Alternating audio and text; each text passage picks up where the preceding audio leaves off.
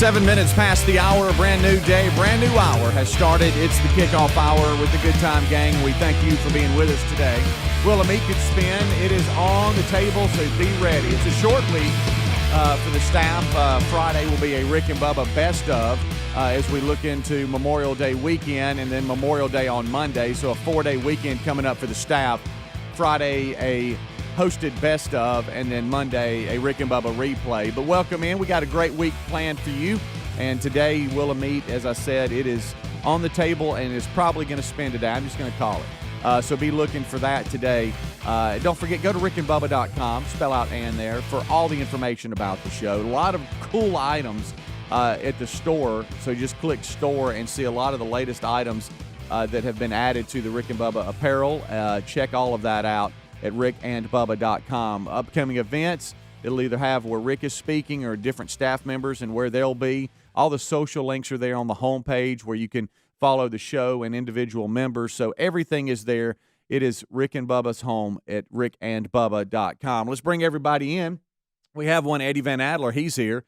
We have one Michael Hams. Oh, there's Greg. And it's the Good Time Gang. We are live, and I don't know why I played that, but I'll play that. Yeah. Welcome in, boys. How are y'all? Hey. Got a word for y'all right out the gate. Right out the gate. Word of the day. Do y'all know what a nickname, an American nickname for an umbrella is here in the United States? Umbrella nickname. Yeah. Do y'all call an umbrella anything other than an umbrella? Parasail. That's a great guess, by the way. Parasail. That's a really good guess. I know. I have never heard this before. Bumbershoot. No. Okay, just Is that one of Bumbershoot. those upside down ones? You ever see the upside down? Yeah. Oh, For some reason, Rob from Montevallo was selling them. Bumbershoot is a American nickname for an umbrella. I've Bumbershoot. never heard that. Never. I have not. I'm 54. But I like that word a lot. Bumbershoot is fun to say. It I is. can honestly Man, say it's raining. Get the bumbershoot. I've never heard that in my entire life. That's good. How about that? I'll be using it just to confuse I you. will too. Right. Honey, grab the bumbershoot. That sounds like something bigger than an I umbrella, know. though, doesn't it? Bumbershoot's Yeah. like, man, well, but let me help you with it. Right. You know, there's another word. I think Britain. You can't carry that by yourself. Right. Britain's got a nickname for an umbrella. I want to say I just read it. Let me pull it back up. Actually, I thought bumbershoot Brawley. stood for something else. Oh, really? It sounds like it. Okay, so a Brawley, Brolly, is Britain's nickname for umbrella. Well, that's not near as good as Brawley? It's not, but here's what I'm saying, Greg, is we could do, if it's a small umbrella, we call it a Brawley. Well, If yeah, it's when a it big won't one, pop out. give me the bumbershoot. Good. You're right. night. The bigger the umbrella, the bigger the name.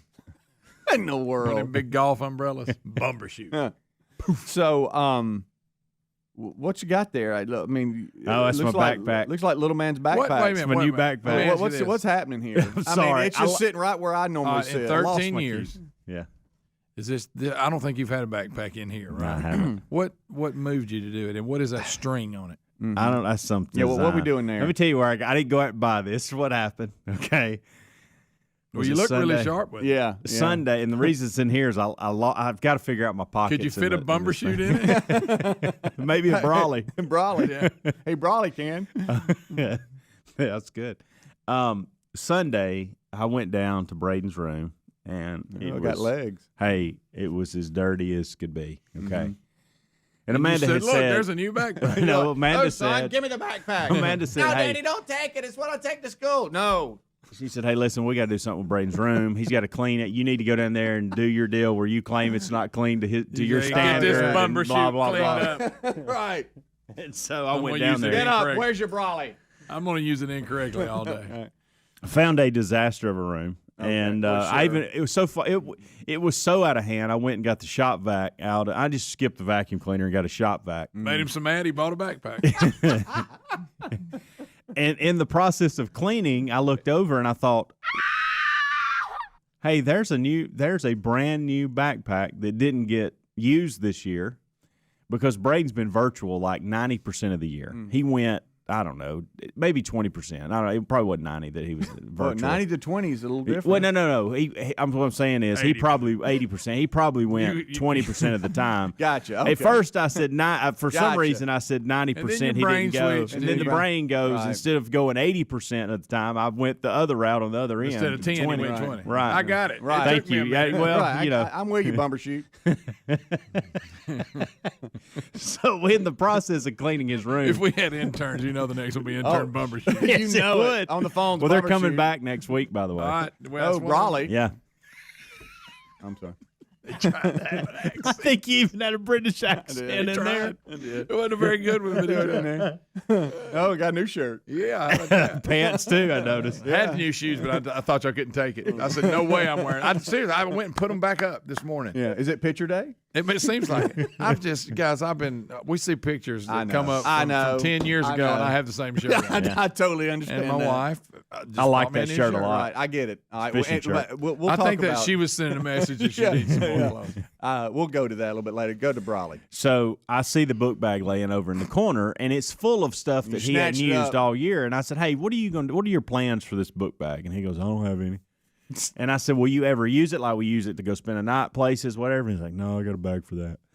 And I said, "Well, why don't?" I said, "I'd like to have taking it." Great I said, talk, son. It's I said, "I need a new bag. Mine is wore out, and I'd like to jump into the backpack world. Can I have it?" And he goes, "Oh yeah, you can have it." And so there it is. For some Are reason, you going to continue to be cool and have it on one arm, or are you going to do like Bubba and full mount it? Yeah. I won't full mount it. you Because I noticed you Okay. come in with the one arm today. Yeah. You I'm gotta a go. I'm a one arm. You guy. go one arm unless your hands are your arms are full and you Now, like trying to get to the car. Bub full benefit. Oh yeah, you're right. But it's a big one though. It's Yeah, a it big. is. I think It I don't is. know what It all's is. in it. Yeah, Yeah. yeah. Now I had to lot of stuff. eliminate some stuff from the other bag because that's a little smaller.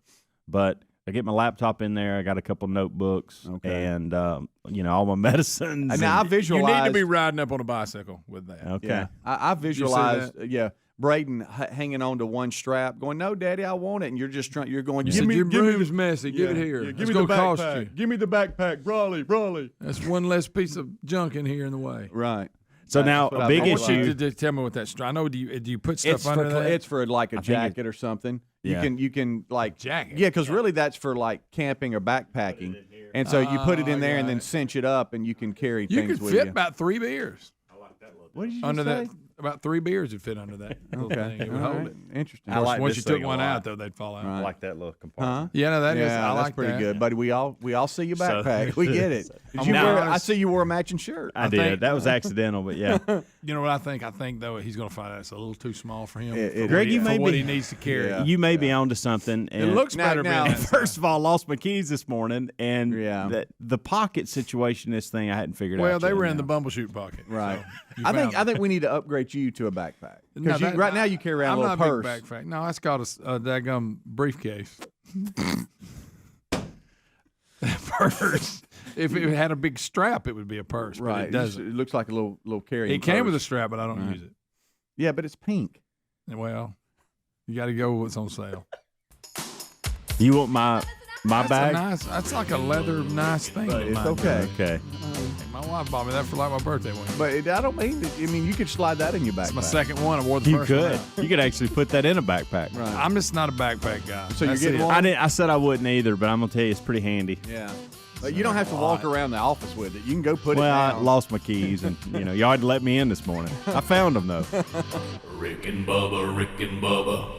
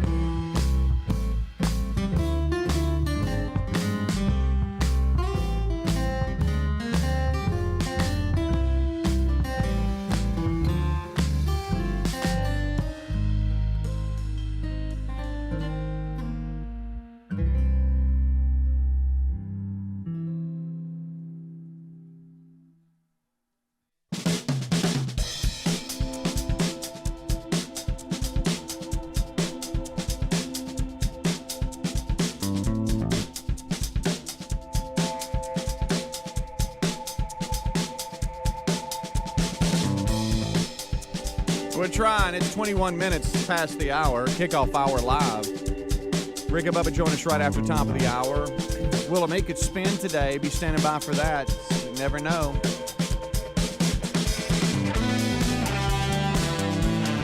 All right, so we talked about Helmsley's little man backpack that he brought in today. He has changed how he comes into work. He's basically stolen his son's backpack that he claims He his gave son it to doesn't me. use. Yeah. And now he carries it around. It's a nice one, too. It is a nice Brand one, name and everything. Everybody- I would have never bought that for myself. Right. But I want you have something it wedged now. under that cord there. Yeah.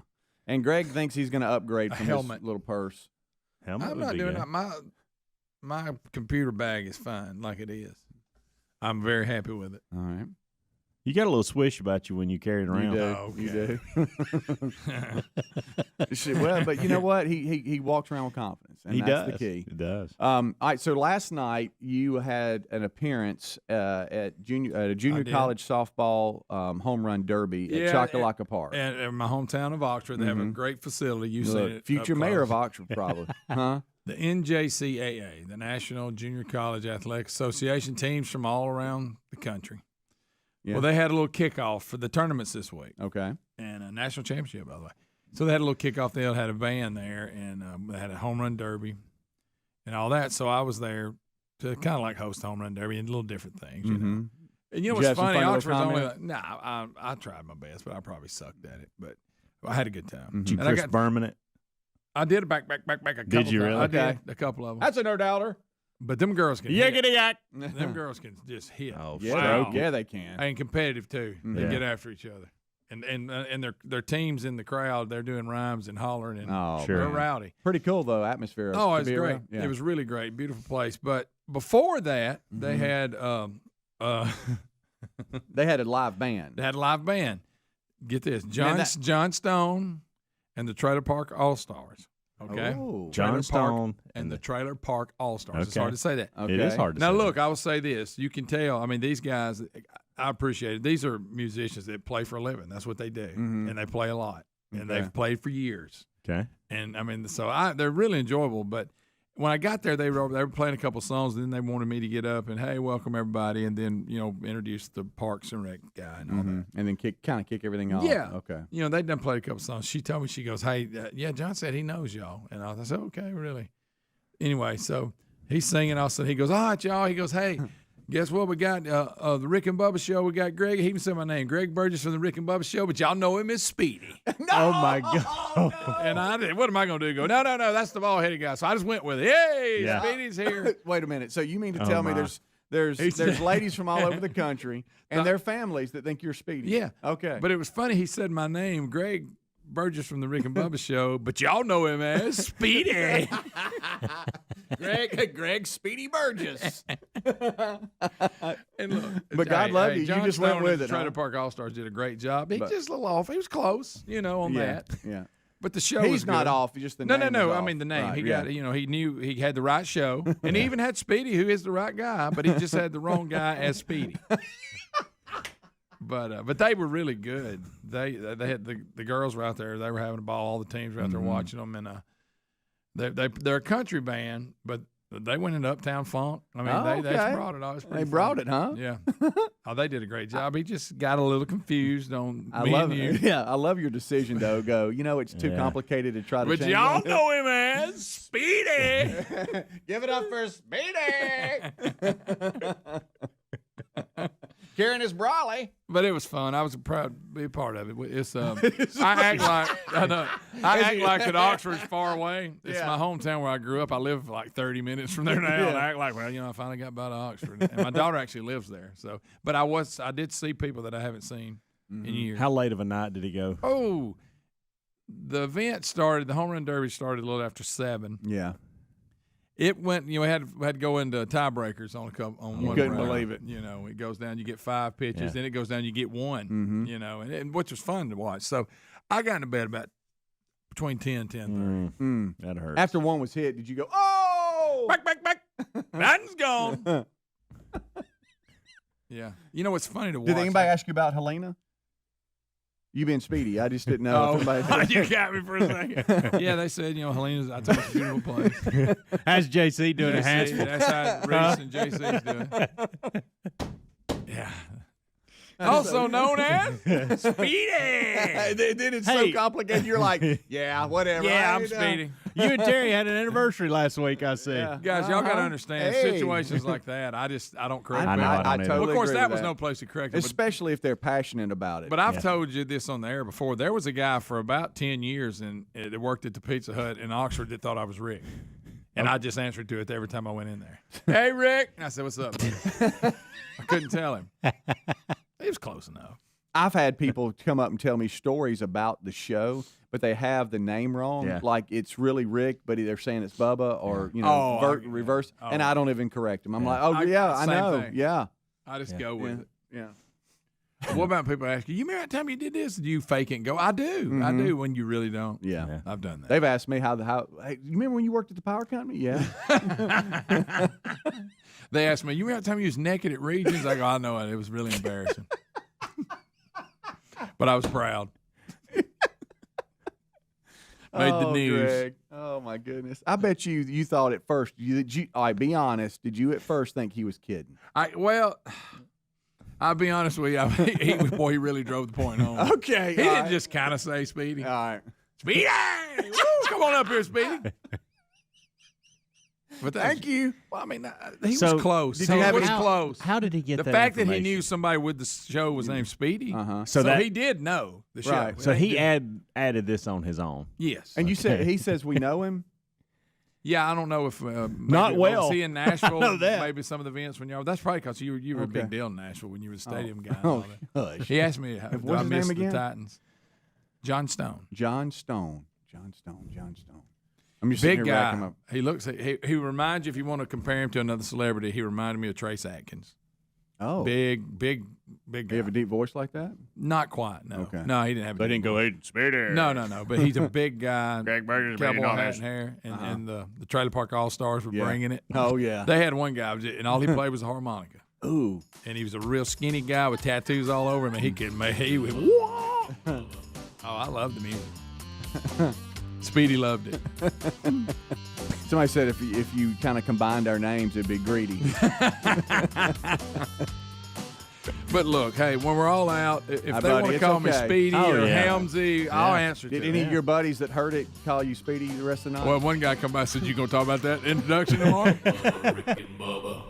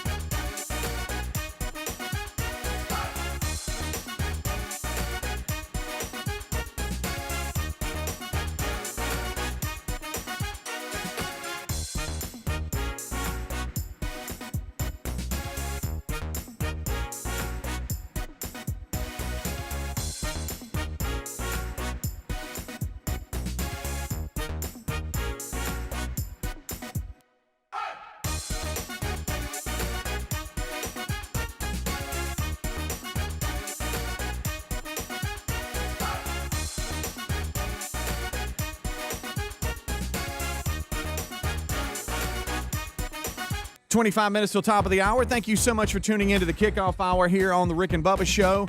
It's the Good Time Gang, and we are live. Rick and Bubba join us right after top of the hour for the main show.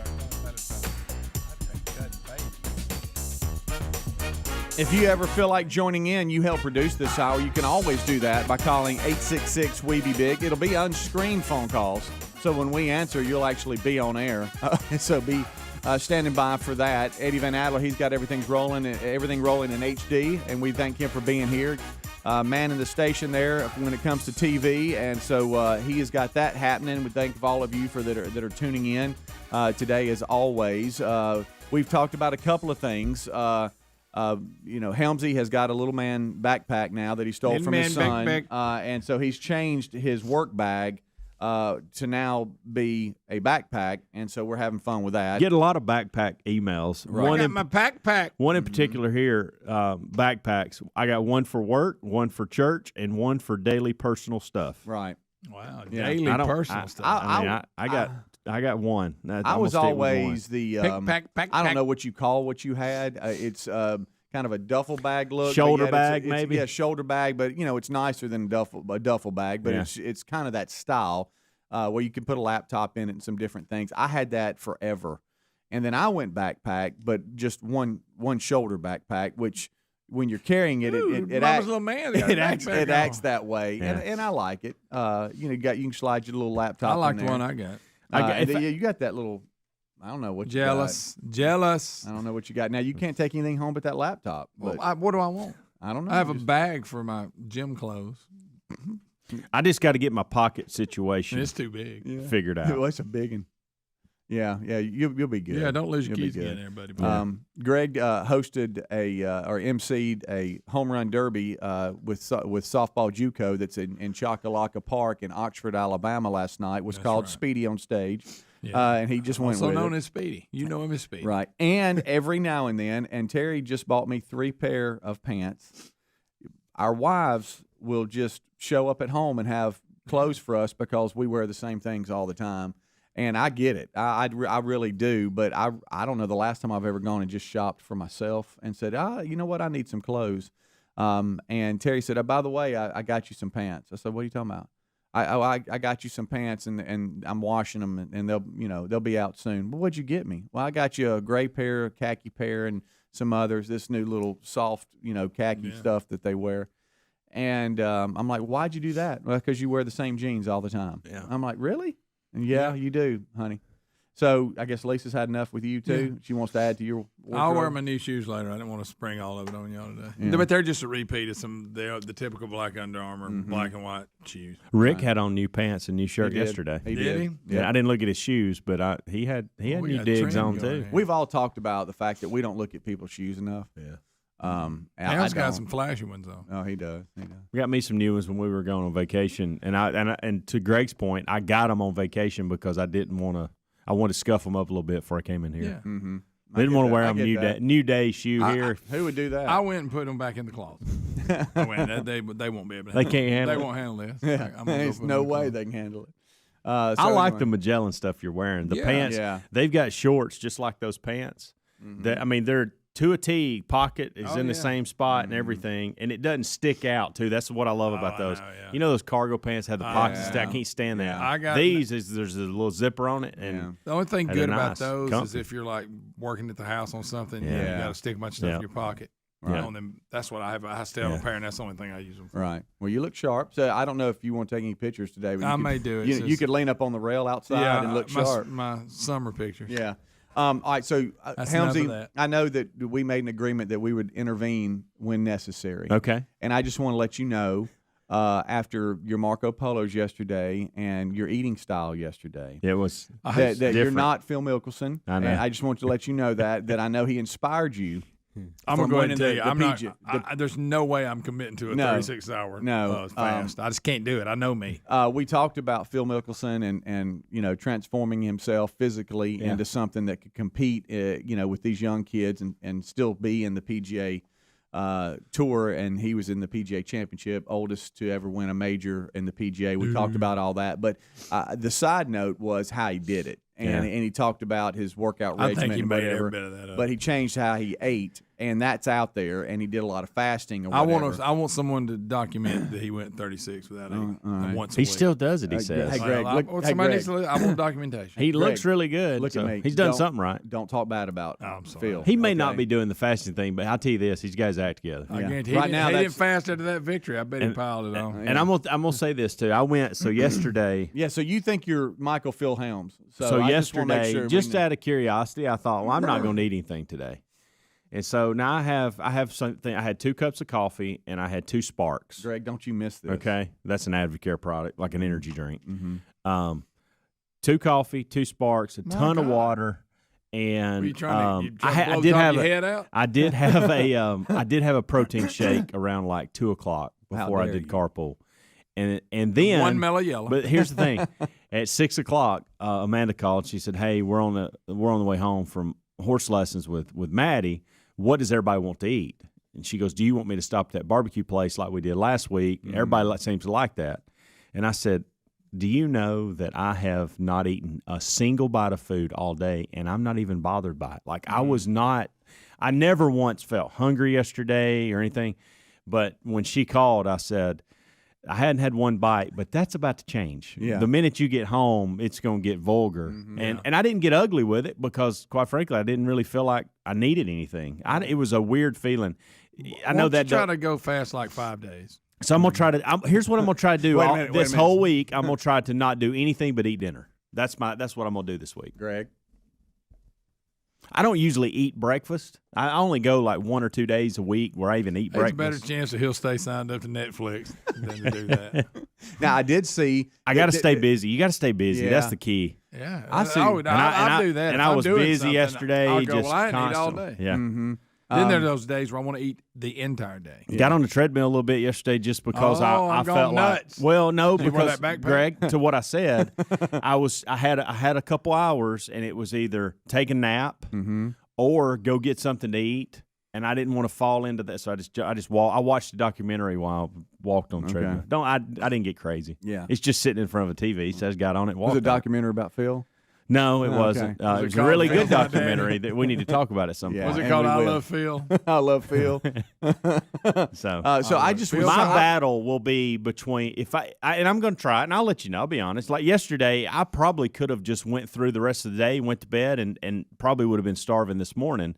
But I couldn't turn down that barbecue and all that. I just couldn't. And fried green tomatoes were in play, and I was like, yes.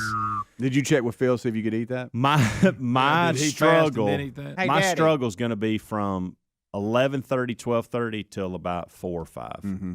That'll be my struggle. I mean, this morning I'm on so much caffeine and we're so busy and moving around and shaking that I don't think. And I gotta go to Gadsden today for a couple hours, so that'll help. Yeah. It's staying busy. Right. Now I did. You know how it's kind of cool because ESPN Plus. You know they kind of show a lot of behind the scenes stuff when it comes to tournaments and Won't stuff you like marry they'll. ESPN Plus? They'll, That's all he talks about. they'll so like instead of going to CBS, I would go to that, and it just followed like Phil and Brooks around and stuff like that. And you can first choose name other basis groups. with all of them. Well, you know. I've noticed about golf and golf fans. What do you They what go do you- first name basis on all of them. Yeah. What I could is say that? Mickelson and Koepka. I mean, I guess No, I I'm could just do. saying. I'm not Yeah. saying you're a bad Right. person. I'm just saying That it's is not a just truth. you. It's anybody Right. talking about golf. That's an interesting detail Even that I've a lot of times reporters. Right. Oh, you hit yourself in the face. I did. Oh, and that hurt. But they'll Are say, you okay? Phil, he, you know. But so they show. I'll go Like, to let's say Koepka. they're talking about Aaron Rodgers. They don't go, Aaron. They go Rodgers, Brady, Tebow. Right. They use last name. You're right about this. I'll go to Koepka, I guess. No, I'll go to Brooks. Brooksy. So they Call show him Brooksy. they show Brooksy. Brooks, and he gets out of the the tournament SUV, and everybody starts piling out. And I was trying to I wonder who that is and all this. So he's getting out, and then all of a sudden Phil pulls up, and I noticed he had a gray backpack. when he got You're out. you're Huh? completely making And that I up. noticed- and he looked really hungry. Yeah, he did. You're he making looked that hungry. up. He had a gray backpack and a zip up on. I don't know what was going on. Right up But to there. that's why you wanted the backpack. I get it now. He had, but he would That's only not carry it over true. one shoulder. It was You great. completely made that entire thing up. No, actually, I saw it too. Yeah. Thank you, Greg. On ESPN3 because I love it. Thank you, Greedy. It's ESPN Plus. Yeah. Yeah. What do you call What's it? the difference between the two? ESPN 3. There is an ESPN. Yeah, three. There yeah, is. they call Yeah. it that. It's included with all that. Whatever. But if you want to be cool, call it Plus, Greg. Okay. All right, we'll take a break. We'll Plus be right is the back. one he's in love with. Yeah, we'll He be back. loves it. I watched the Peyton Manning documentary on it. We'll be right back with Phil and Greg. Rick and Bubba, Rick and Bubba.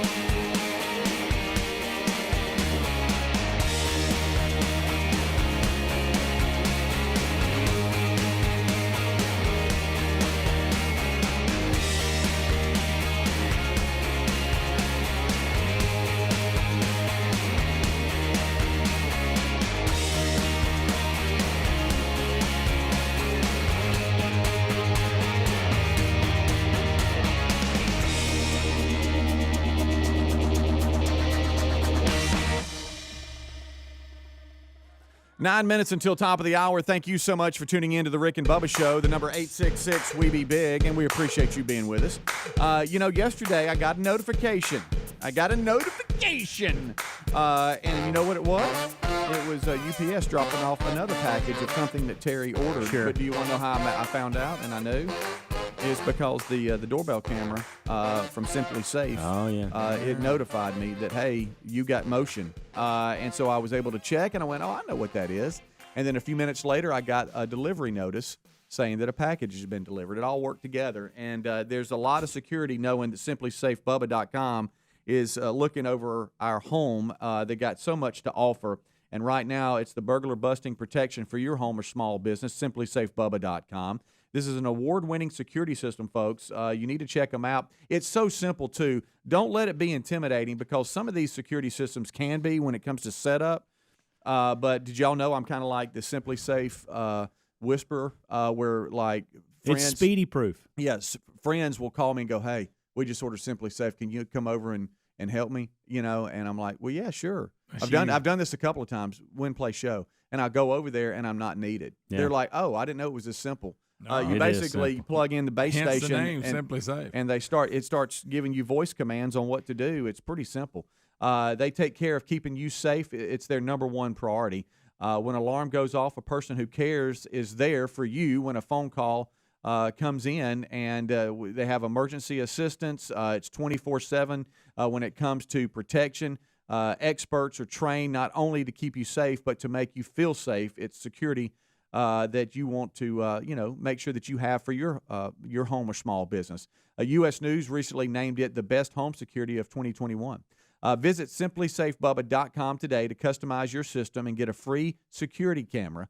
You can also get a 60-day risk-free trial, so there's nothing to lose. There's no long-term contract either, no hidden fees or installation costs. It starts at just $15 a month, so nothing to lose. Go to simplysafebubba.com or rickandbubba.com under the sponsors button. All right, so we've been talking about a number of different things. I do want to welcome in everyone to our home market that might be traveling in from neighboring states when it comes to the SEC baseball tournament. That kicks off today. And most call this the best baseball talent in the country in one place all week long. Intervening on Birmingham. Kentucky there it is. And Kentucky and Florida, they play at 10:30 a.m. today if you're listening live, and it is Tuesday the 25th. Following that, Alabama and South Carolina, then LSU and Georgia, then Auburn and Ole Miss. So you have a lot of Rick and Bubba markets coming into Hoover, Alabama, at the Hoover Met, and they are home of the SEC baseball tournament, and this week is supposed to be one heck of a tournament. And so congratulations to those teams. They went from 50% capacity to they opened it up to 100%, but they're still hard sellouts for these sessions, and so there's a lot of people going to be in town, and so we welcome everybody into the Rick and Bubba home market, Birmingham, Alabama, Hoover, Alabama. Real quick, Helmsy, dad life. What are you messing around with? I got over a there? splinter in my finger, and I thought it was just I don't know. Are you why. really picking at it? Well, I wanted out of there, but I need to wait because I'm causing more damage. You think Phil would wait, or you think you'd let it bother him? I don't know. Dig off in it. You need to channel Phil again. If you'll fast for 36 hours, it'll pop out, won't it, Greg?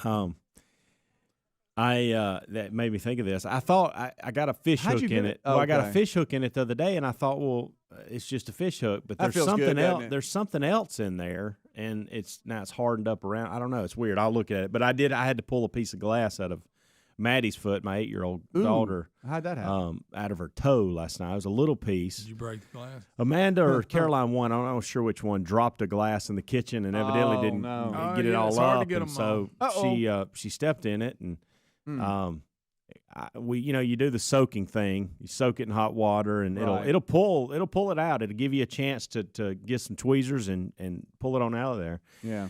Maddie was not liking the whole dipping the foot in water, and I'm like, babe, this is the easy part. This is really not a big deal. Right. Stick your foot in there, watch a show on Netflix. I'm going to come back in 20 minutes, 30 minutes, and I've got some tweezers, and I'm going to pull it out. I'm going to get a hold of it is what I'm going to do. Anything that involves tweezers. So we battled this thing for over an hour. We battled and That's you, battled. Greg. Finally got victory on the glass. All right. I said, listen, you're gonna have to let me hold your little just beautiful little toe. You're gonna have to let me hold it. Give it to Daddy okay? here. And just look the other way. Quit looking at it. Focus on this show you're watching, Kiki Waka or something. I don't know. Watch it, okay?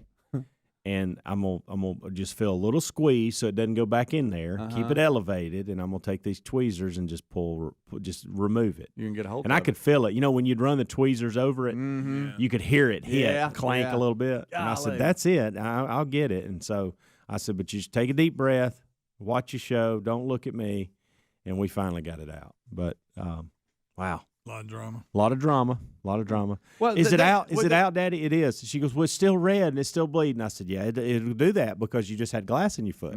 So it'll stop bleeding. Matter of fact, just put it back in that water for a minute. You limp for about a week. And I said, it feels better around it, though, doesn't it? Yeah, it does. And I said, well, the glass is out. There's nothing poking you anymore. Think back, though, when you were a kid and you had things like that happen and your parents, or you just had to kind of, you know, hey, here's my finger, or you know, whatever, and they're trying to get it out, and it's a little, you know, it's a little nerve wracking. You want it to be over with. I would always mess with the boys. Again, I don't know what's wrong with me. As my wife says, "What's wrong with you?"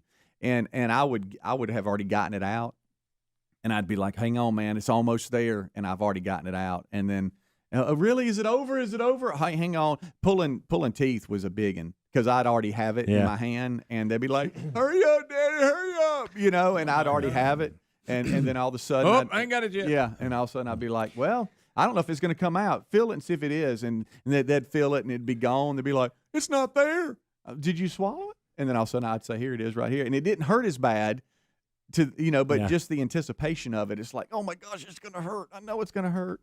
I know, guys, Gary, the bulldozer man, he is not kind in this regard at all, even with kids. Not at and all. we were down at their lake place about, I guess Maddie would have probably been 5 at that point in time. And she got a splinter on the dock, big splinter. And so he had tweezers, of course, to get it out. And he did a great job getting it out. But he couldn't let an opportunity go by. You know what he walks out there with at first? Holding the tweezers, a big machete knife. Of course. Just a huge machete knife. That's and he's awesome. like, we're going to take care of this. No big deal, Madeline, at all. And he's holding this this knife that's this He long. can't let nothing go. You know it. Of course, she was scared to death because she was 5 and didn't really know Gary at that point in time. But I'll tell you this: he got that splinter out in no time With the machete. He did a really good job of calming her and then getting it out. It was much more cleaner operation than what I had going on last night with the glass, for sure. Well, it's Gary, tough. he's multi-talented. You're trying to get something like that out and not hurt them. You I know, know. that's hard. You hate It's hearing hard. them cry and pain and goodness. But again, tore me up. But a lot of times, again, going back to my boys, they're crying and because they think it's going to hurt bad. Yeah. And it really sometimes it does, but sometimes it's like not that bad. You're like, oh, yeah, buddy, wipe your eyes, buddy. You're good. You're good. You wasted Greg, cry on remember that time I had to get the splinter out of your I hand? did. You were balling. I was squalling. Yeah. We'll be right back. Rick and Bubba, Rick and Bubba.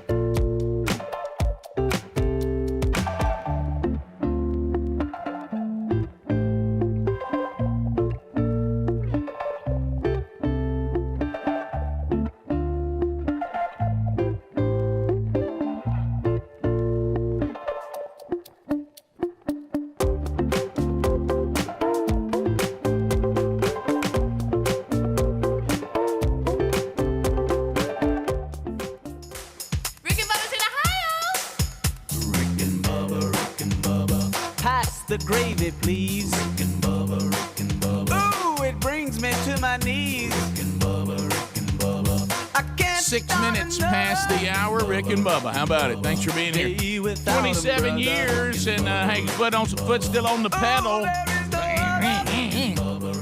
We start this hour with the national anthem.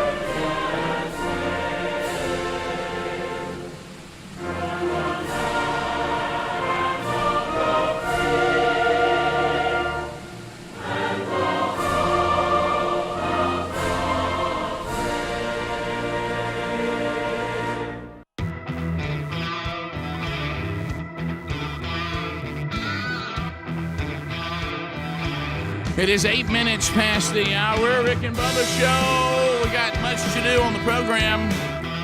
Wheel of Meat's in play today. Could happen. You're paying attention to that old wonderful wheel. We'll update you on what's going on in the world in which we now live. We'll take your phone calls at 866 We Be Big. Speedy, the real Greg Burgess, Helmsy, 80-man Adler, the mix all here as Team Rick and Bubba is suited up and ready for another day. They've given you, the other guys have given you a kickoff hour. If you're not familiar with that, the kickoff hour is available on every Rick and Bubba platform there is. Find them all at Rick and Bubba, spell out the word and.com. You can catch the show live or archived on your time. There's no reason to miss a minute of Rick and Bubba anymore. No reason. Right there. They're right there.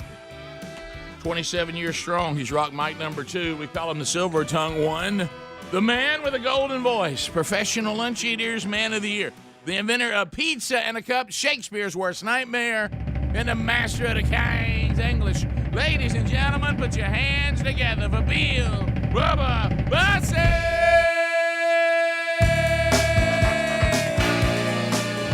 Howdy, Bubba! How about it, Rick Burgess? Friends, neighbors, associates everywhere. Come on in. It's Rick and Bubba. Well, my fall from grace was a sight to see.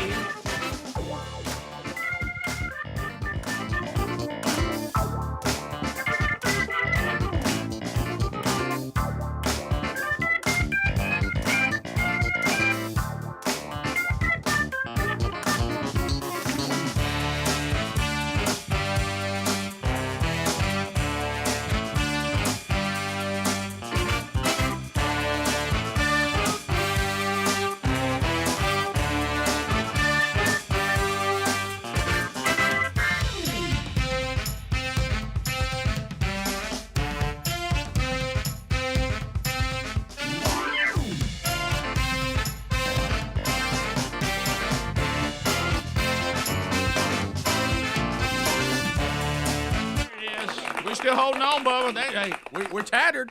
Hey, we're tattered.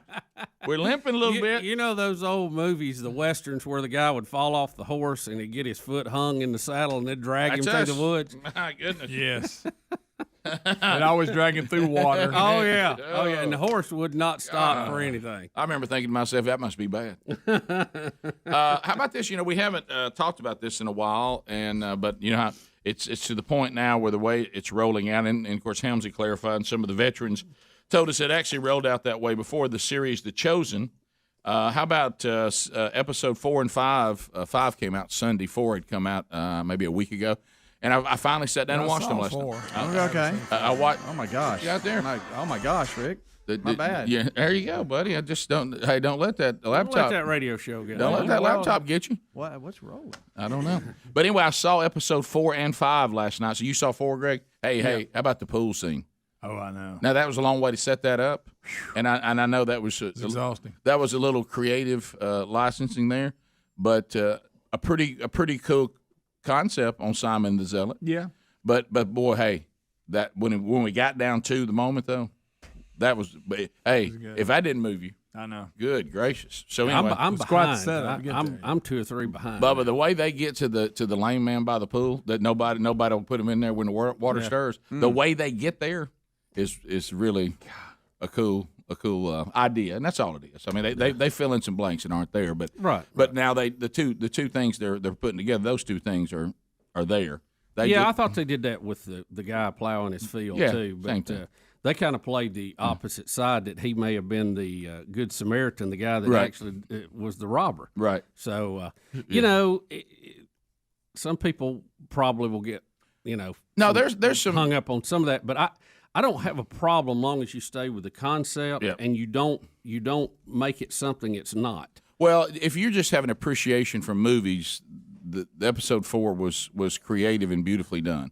Now, I did feel like at one point we got that he can't get in. Boy, Rick, how tired were you? Hey, we got that he can't get in. Oh, yeah, they showed you several times that he couldn't make it. How many times did he not make it? And he aged the whole process. Right. Hey, got that he can't get in. Starting out a boy. Right. Got that he can't get in. But anyway, but you know what that sets up? You get they're doing that so that you understand, try to get the plot of what it must be like to be him. But anyway, so watch it. I won't give it all away. The second one, 5, is almost. I mean, there's some good stuff in it, but you know how sometimes in a series, one episode is nothing but a setup for the next one. Yeah. Yeah. And that's basically what 5 is. But 5's not bad. That we got. I was waiting for the first demonic guy and how they would play that. Wow, that was creepy. Boy. Yeah, it was. Yeah. And John the Baptist shows back up in 5, which the whole combination when Jesus just says so straight up. And some of this I know may bother people when they go. They're trying to show you in this series, whether you like it or not, these are real people that were the first followers of Jesus. They just people, okay. And Jesus, God, came off his throne, and even said, "Look, I will minimize my glory, okay, to take on human flesh."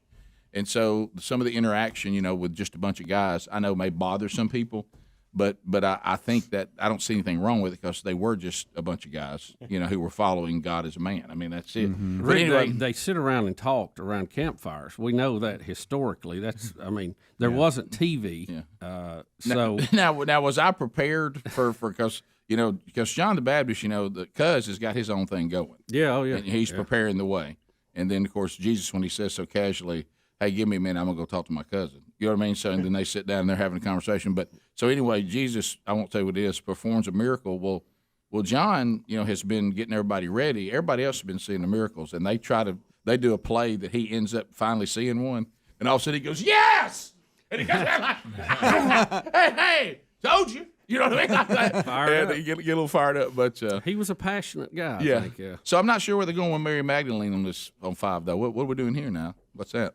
So I don't know, but just but it's 4. I watched it, The Chosen, the series. It's if you've never seen it, it's free to watch. It's you need to get the app and all that, and you can be part of helping others see it free, or you can just keep watching it free. There's no obligation to do anything. But it's an interesting concept on how to get content out, and it's really well done. I think it's really well done. It's not cheap. It looks good. The acting is really good. I really like the guy who's the main actor who's portraying Jesus. I think he's doing a good job with it. So I won't give anything else away. I'm just going to tell you that I was excited because Sherry and I sat down and watched it last night. You know how you wanted to watch something, you guys, today they were going to watch it. How we really can't today. We got that. Right. Then finally last night we finished dinner. Sherry said, "How about this? I think we can let's get caught up on The Chosen." Okay. And so we did. It was good. So it's out there.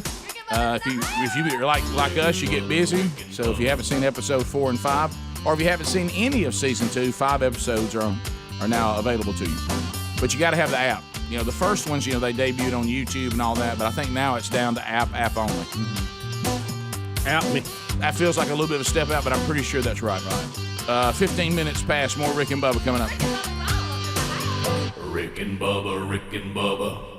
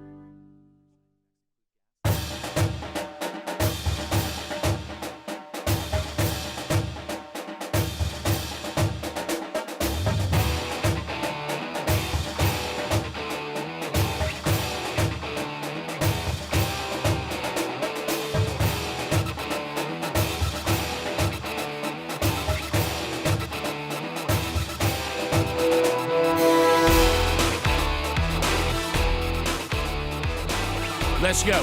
21 minutes past the hour. Rick and Bubba Show. Thanks for being with us. So much to do on the show today. Looking forward to chatting with you at 866-WE-BE-BIG. All right, so in the sports world, a couple things going on. Yeah, we mentioned one, but let's we didn't get this one yesterday. Tebow has signed a deal to a one-year deal to try to make the team. Looks like he'll rock number 85, and indications are that jersey is getting manufactured, and I think they did a pre-order on it, and it's doing very well. It's like one of the top-selling jerseys, Rick, and he's like the fifth-string tight end right now. All right, so here's what I want. May not even make the team. Yeah, here's right. It's not a guaranteed contract, and I think the numbers I saw was $920,000, but he's still got to make the team. Got to make the team. Let me ask you this, though, okay? Because I hate when remember, he went down to the last cut with the Patriots and then got cut. I hate when my mind begins to reason because sometimes, and I think this is Greg, It makes it tough to sleep at night, doesn't it? So when they're saying that his jersey is the number one selling jersey, they already have his jersey available when he's just now got to the team? Pre-orders, you think? I'm not sure. Because I saw that statement, and I thought, but how is that possible? Yeah. I mean, did he even have a number yet in time for that to be produced and got TV on the back? Rick, on the back of it. I'll tell you, is this a pre-order thing? Some of these groups can turn this stuff out amazingly quick. Think about the T-shirts that are available when you leave the game. No, you're right. Okay, but what I'm saying is, this isn't one of those things somebody said. NFL Pro Shop's already got them. Okay, just want to make sure because nowadays you can't believe anything you hear. Is that the only fifth-string tight end jersey available? Yeah, the only player who really may not even make the team, but we've already got his jersey out there. We don't know any of the other names of those tight ends. No. Here's how you have to look at it. What they're saying Good thing this is not a gimmick. Yeah, this is straight up legit. But listen, here's what we should say about the NFL store. Come here and buy a jersey of any celebrity in the league. Yeah. That's really the way to say it. If you're popular. If you're popular, we got your jersey. We don't care if you play, don't play, whatever. I'm sure they had a Kaepernick jersey, didn't they? Oh, I'm sure they Yeah. did. Yeah. Sure. All right, so Tebow is going to try to make the team. He's got his deal in place. So the Jaguars have, I think, 3 of the top 7 jerseys being sold. Trevor Lawrence's jersey is doing extremely well as well. Now, what's the other one? And let's see, Justin Fields with the Bears, his jersey's selling well. Yeah. Let's see. Back to Trevor Lawrence. I heard an interesting podcast yesterday with Colin Cowherd and Dabo Swinney. And the first time Dabo ever met Trevor Lawrence, he was in 9th grade, and he walked in. He couldn't believe, first of all, that this kid was in 9th grade. Right. And one of his buddies, who was also a college coach, said, he's the greatest high school quarterback I've ever seen. And Dabo's like, okay, come on, coach. We've seen a lot of great quarterbacks. You're going. And so he said when he started talking to Trevor, he kind of had to tell Trevor, hey, calm down. I want to see you drive first. Want to see you go to the prom. Let's see how you handle those two things. Right. And let's don't get ahead of it. But he obviously had some wonderful things to say about him. It found that sounds a lot like Gene Chizik talking about how he was all telling his coach, and look, I don't know about this Cam Newton kid. You know what I mean? Y'all, nobody promised him anything. Let me meet him. He walks in, he goes, tell you what, you're a number one priority. That's a great story. That was funny. That's a good story. All right, so Aaron Rodgers, wow. So Aaron put out some weird video yesterday or something. Yeah, I saw a little bit of it. It was just kind of strange to me, and maybe I, rushed through it and didn't fully grasp it. But we had the breaking news on draft night. Tell me if I'm wrong that he was unhappy and wanted to trade. Mm-hmm. Yes, and that's been on ESPN I think for about 4 weeks. Yeah, every you catch it every morning. Yeah. The video looks kind of strange. One, it's at a bad angle. He needs a haircut, and he's trying to say he loves where he's at, but he doesn't like what's happening where he's at. Right. And it's just a little complicated, and he's a Jeopardy host. He'll talk over your head a little bit, but I wish he would just say who he doesn't like and what the deal is. Apparently, Kenny Maynes with Sports Center on ESPN was doing his final show, and Rodgers did an interview with him. So that's the audio, the video you were seeing, Bubba. He made some statements about he didn't call the front office by name or like mention people in the front office by name, but he basically said there's a philosophical difference, I think, on the direction they want to go and the fact that the organization's built by the people and them understanding that. Yeah, Can we cut through all that? Look, everybody wants to win. Right. Okay. Are they not getting you the people that you want around you? I mean, can we just talk in plain English? I think on in this? plain English, Helmsley said it. I agree with it. From what, because like I said, I haven't been involved in NFL football or the Packers in a long time. But when you take a closer look, and this is very, very similar. If you some of it has echoes of Favre Rodgers, which makes you feel very odd that he now is in the Favre position and he's. It happens to every quarterback. Yeah, but what it sounds like, and Helmsley, you said it, and I think you're right. The Packers think it's time to look ahead, not now, but get a quarterback that can replace Rodgers when the time comes. Rodgers says that was a lot of money y'all spent, and you could have got me more offensive weapons, which we would have been in the Super Bowl and not gotten beaten by a 43-year-old quarterback if I'd had more offensive weapons against a very good defense. And I think if you want to win now, then you should have got me more weapons. And the organization says, well, we want to keep winning in the future when you're too old to play. So we can't – this guy came along now, so we got to act now, and we think he's the guy. Now, he may turn out not to be the guy. You never know. It happens all the time. But I think to your point, Bubba, all this brick by brick and the foundation of it by the people, and people make business, and sometimes that gets forgotten. This little speech he's given, as you said, obviously he just woke up from a nap or something. but I think it really boils down to I thought we should have spent that money on more weapons for me. And the organization said, no, we got to find the quarterback of the future, and we don't agree on that. And I'm pouting about it, and I think I want to leave. But if that's the Isn't case, why does he say this? He says, look, with my situation, it's never been about the draft pick or picking Jordan Love. I love Jordan. He's a great kid, a lot of fun to work with. I love the coaching staff, my teammates. I love the fan base. But it's the philosophy. He says maybe they're forgetting about the people who make this thing go. It's about character, culture. See, that makes sense. Yeah. See, those statements but that's don't what make I any would sense. say, too, if I was in his situation. Exactly. Yeah. I'm sure it's the Wow, Bob, I didn't give you enough on his presentation. I know. Goodness gracious. I know. Yeah. So what I would say though is, I wouldn't let him get away with broad statements like character and culture. Right. I would say, what in the world's that? Yeah. What are you talking? Who are you talking about? All right. So here? you're okay that Jordan Love's here, and did you think they should have got you more weapons? So if everything's okay, then you shouldn't be wanting to leave. It's like he's talking around what he really Tell wants us what to you're say. mad about. Yeah. Yeah, I'm upset with the organization for doing what? Yeah, you've been there long enough. Details. You've proven yourself. Just talk plain to us. I mean, there's no need to circle around this. Right. We're asking you a direct question. You're mad. And look, let's face it. I hate Y'all to say had a it. great year last year. You came with you lost to the Super Bowl champions in a fairly close game, best I remember. Yeah, well, Sure, they took the ball was out of the your hands MVP. at the end. And No, went they for had a chance to field win the goal. game. They had a chance to win the game. Yep. Yeah. He didn't like that call either. No, he didn't. When they took the ball and out. say that. Say, we had a chance to go to Super Bowl, and I thought the organization and the coaches were way conservative, and I think they cost us the game. And if that's the way we're going to play, I'd rather play somewhere else. Yeah, look, Yeah. Agree or disagree with that? understand I mean, at least I be understand honest. that. It's weird. We'll be back. Bottom of the hour. They may need Tebow. We'll be right back. Rick and Bubba, Rick and Bubba.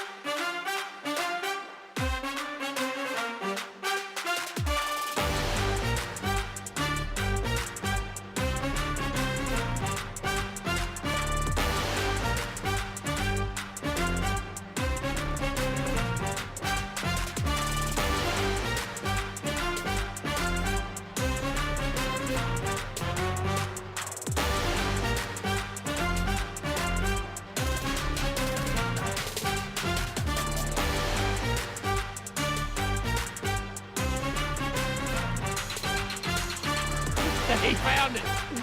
Speedy found it. He found the full one. Back. Play it again for baby brother, Rick. Greg, suit up. You forgot about it. A listener actually went back through all the podcast archives and found it and sent it to Speedy, by the way. You ready, Greg? Yeah. Hey, this is Tim Tebow, and you're listening to Rick and Bubba Show. Just two amazing guys living their journey out together. Living their journey out together. Oh, new shirt. Like that one. Yeah. I got a wore it man who got a little new shirt, and he's Greg, and it's Greg. My baby brother looking sharp now. Look at that face. But you got to appreciate it. You look, Greg, you actually straight up. You Tell look me like- about the shoes. But I had new shoes, but I'm not wearing them all at one day. you of all people, you started this. Did you realize I went and put them back in the Rick closet? is being Greg right now. I went and put them right back in the closet. You know what you did? Created an environment that now you can't live in either. No, I'm fine with it. Enjoy it. He's got his new slacks button up Magellan. He's my man. Is he Greg? What you got, Rick? He's got a new shirt, looking kind of sharp now. Yes, he's great. What is this yes, song he's you just come great. up with? It's actually a praise and worship song, by the way. That's disrespectful. But let me ask How you about this, he's you gotta like chilling it. It with works, the Magellan? doesn't it? It works, doesn't it? Listen to you I'm sing down it. in the ball. He's got a new shirt, looking kind of sharp now. Yes, he's great. I'm playing the role of Gerald Case today. I'm just waiting it out. I'm just waiting it out. You're just down in the ball, aren't you? Yeah, just You're straight just up. act like you see something on your laptop, and eventually I'm the waiting it segment out. will be over. Greg, I like your new clothes. Okay, thank you, Rick. All right, don't y'all? You look nice. I told him he looks nice. I need to check into the Magellans. I need to branch out a little bit from my other All right, wrinkled let's move shirts off I the got. fashion segment. Into the Magellans. All right, let's get into golf here. Babylon B yesterday, I know, but it was hilarious. 50-year-old with arthritis wins PGA, proudly proving once and for all golf is not a sport. That's a good one. That's a good one. I mean, that's a great one. Yeah. Now, Rick, I had no idea that they were, all these guys mad at each other in golf. Well, I didn't know. Well, that fires me up a little bit. I mean, like they there to get be a little anger in testy there. out there. All right, So Hams, set this up. What is the deal here? with that? you know how to say all their names. I don't know how to say all these names. All right, so yesterday there's a clip that surfaced with Brooks Koepka, one of the best players Say in that the again? world. Koepka, Brooks Koepka, He's who was Koepka. with Phil Mickelson in that last last pairing. group. All right, And Speedy, so- you, golf Speedy, you don't voice. have to chime. Well, I'm just as telling you. can as you can see in the video clip if you're watching on TV, he's being interviewed by a Golf Channel analyst, and Bryson DeChambeau walks in the background, and Brooks has some very There he is. colorful, See him close his eyes. There- every walk? very colorful He words. loses his train of and thought. he loses his train of thought, and says several things. Obviously, does not like Bryson at all. All right. And so before Bryson Bip to walked it. by, you don't know who Brooks is rolling his eyes at. And you can tell he's already frustrated, but then when Bryson walks by and he's got these spikes on that are making a lot of noise, and evidently Bryson rubs him the wrong way. The And reporter gets and, it too. and to I wish Bubba's he'd have been shirtless. to Bubba's ultimate question, I think Bryson. I don't know this. look Don't at know him these guys. staring. Yeah, look at him looking at Bryson right now, because that's who he's staring at with Yeah. that look. Yeah. And the reason why we can't play it is he dropped some language saying yeah. that Bryson walking by broke his train of thought. Yeah. Because he got so frustrated just looking at With his it. Now, the fact that both of these guys Great. are in the top tier golfers now. I felt that way when I saw the the chances that they're going to be playing together, possibly very, yeah. riding together over the next, 10, 15 years is very high. Oh, they could be partners on Yeah. a Ryder Cup situation over the next couple years. Bryson DeChambeau has brought in this element to the golfing world over the last 5 years that's very unconventional. They call him the mad scientist. I mean, Bubba bought his golf clubs. He's so fired up But about I hope Brooks Koepka don't and y'all know this. Anytime Rick. somebody kind of tries to come in and change everything, people don't like it. And so that's what Bryson's doing. We're familiar with And that emotion. Bryson's doing that, and a lot of people don't like it. And I don't know if there's something else that's happened between these two. That was my next question. Yeah, I can't answer that. Is he just a bip because of his bippage? Or is he like? There's also bip, and also, by the way, I say what I say and close my eyes because of one other item personally y'all don't know about. Well, and Is that possible? I don't know the answer to that. I do know that when Brooks was hammering it down the fairways past everybody for those 2 years and winning all those tournaments, Bryson said, I got to bulk up and be like these guys. And so that's what he's done. So you would almost think, if I'm Brooks, I'm thinking, well, this guy wanted to change the way he's doing things to be more like me. But evidently there's something else going on. I don't know. Because sometimes there's a general I rolling think of the Bryson eyes. is a bip, though. Right. There's Yeah. a general rolling of eyes, meaning we all think this person in whatever field of our field is a bip. Yeah. So we all, it's just a certain amount of bippage. Yes. Then there's, I got a personal grind because I don't like when he did whatever. Yeah. So I don't know the answer to that one. right. There's a general bippage. A very good analyst. Golf is getting more interesting every day. Yeah. Yeah, it is. I may start watching this. Yeah. Rick, I love how you're talking out loud to yourself today, both on air and trying to figure all that mess out, and then on this. Yeah. And singing. Just because none of it, Because look, where the word bip came from is is we developed that word so we don't say something awful like he actually said. We just do this. Bip. Yeah.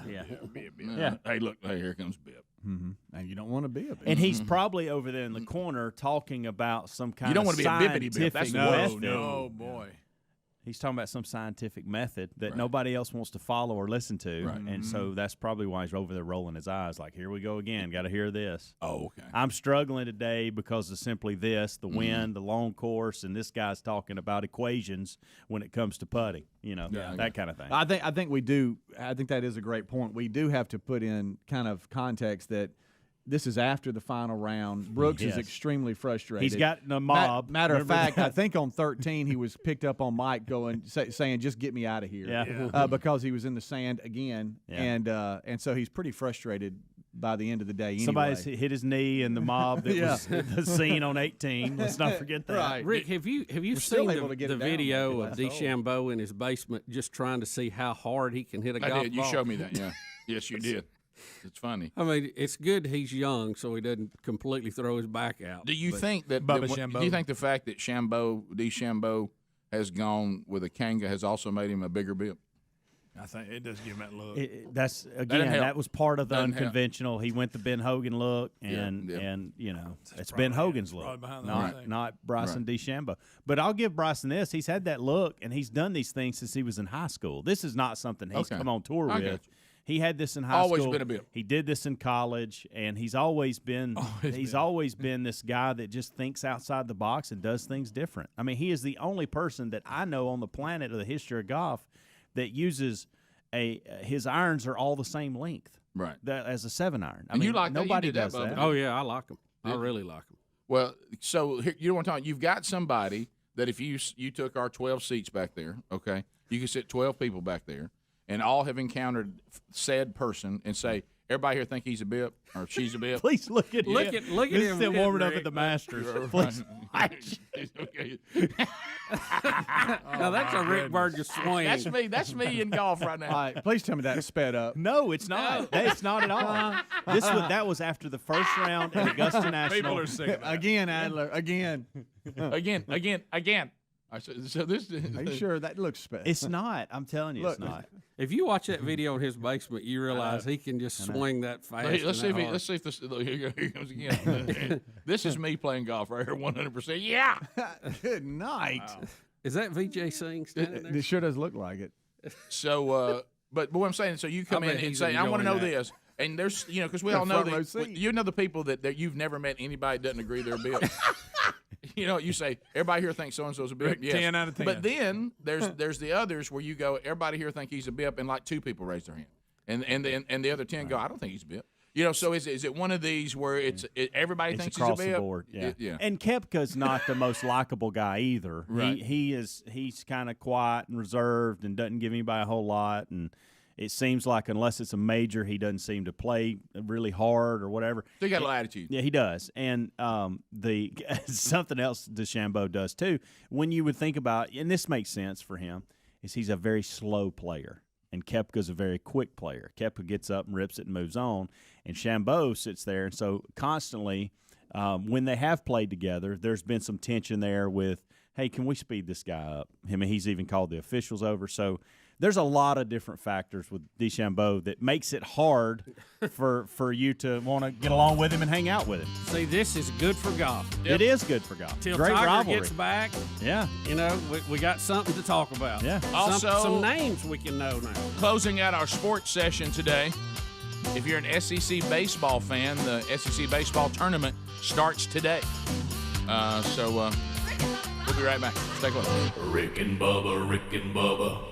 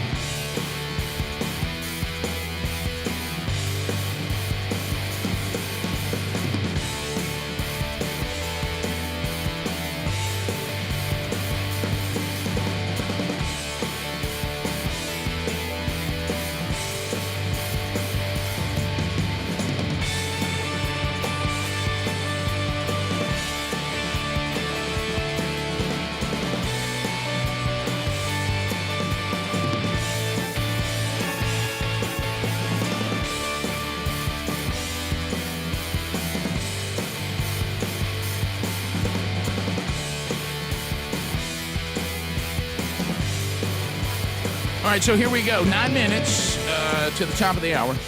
The Rick and Bubba Show, 866-WE-BE-BIG is our number. Things you need to know about, and we'll unpack them for you. O'Reilly Auto Parts upcoming events, the Man Church on the road again next week, Winfield Baptist Church, Winfield, Alabama. They kick off the men's discipleship strategy there. I'm honored to be speaking to kick it off for their first Man Church service into the 40-week curriculum. And also don't forget on the 4th, the very next evening, Mark Garnett doing a Man Church, Westview Baptist Church in Opp, Alabama. They are about halfway through the strategy for their year and also the 40-week curriculum, so he'll be coming in for their next Man Church. If you want to find out more about that strategy, go to manchurch.com. Hey, let's talk about this. Gridiron Men's Conference, also I'll be going there on Father's Day weekend. Have you got your group together? Have you gone and got your hotel rooms? Maybe if you live there in the Huntsville area, you don't have to do that. But boy, I am fired up to be with Herschel Walker, Gary Chapman, Jonathan Evans, Ike Reichert, Charles Billingsley leading worship again. Phil Waldrop will be there speaking as well. And if you would like to get your group tickets right now, you can go to gridironmen.com. That's gridironmen.com. That's coming Father's Day weekend. If you've never been to Gridiron, you come in on Friday night, and we have praise and worship, and we have speakers. Matter of fact, I'm speaking on Friday night this year versus Saturday last year. And then all these speakers I just listed, some of us will be on Friday night, others will be on Saturday morning. And then right around lunch, it wraps up, and then you get home for Father's Day the next day. So gridironmen.com, also a great Father's Day gift for the men in your life that that may want to go, or you think it'd be a good thing for them to go. And, you could just, maybe if it's something that you really think they need, make it happen. Gridironmen.com. That's gridironmen.com. We always have a great time with that. Looking forward to that coming up Father's Day weekend. There's also a link at rickandbubba.com under the sponsors button. All right, so, Bubba, other things to discuss on the program today. Is everybody now just is everybody going to just say now that when the left pandemic left in this country, they've always been very good at just pretending they didn't say something. I mean, just pretending that it didn't happen. Now, we said it on the show yesterday, but I just want to make sure, because I know that I'm a good one. I know that I'm getting older. I know that I can forget things. Nobody's disagreeing. Bubba has said some things to me that I know happened in our history that I don't remember at all.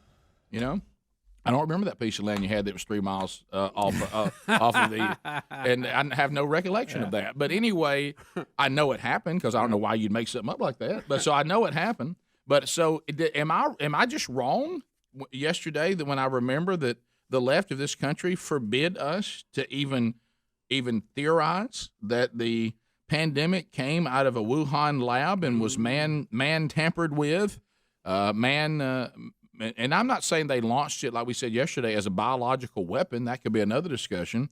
That it just got out, that it got away. The security there, we had in the early days. Here's what I remember. Tell me if I remember it right. In the early days, we had officials from our country that said, "Look, we toured the place, and it was not very questionable. The containment setup there was questionable at best, right?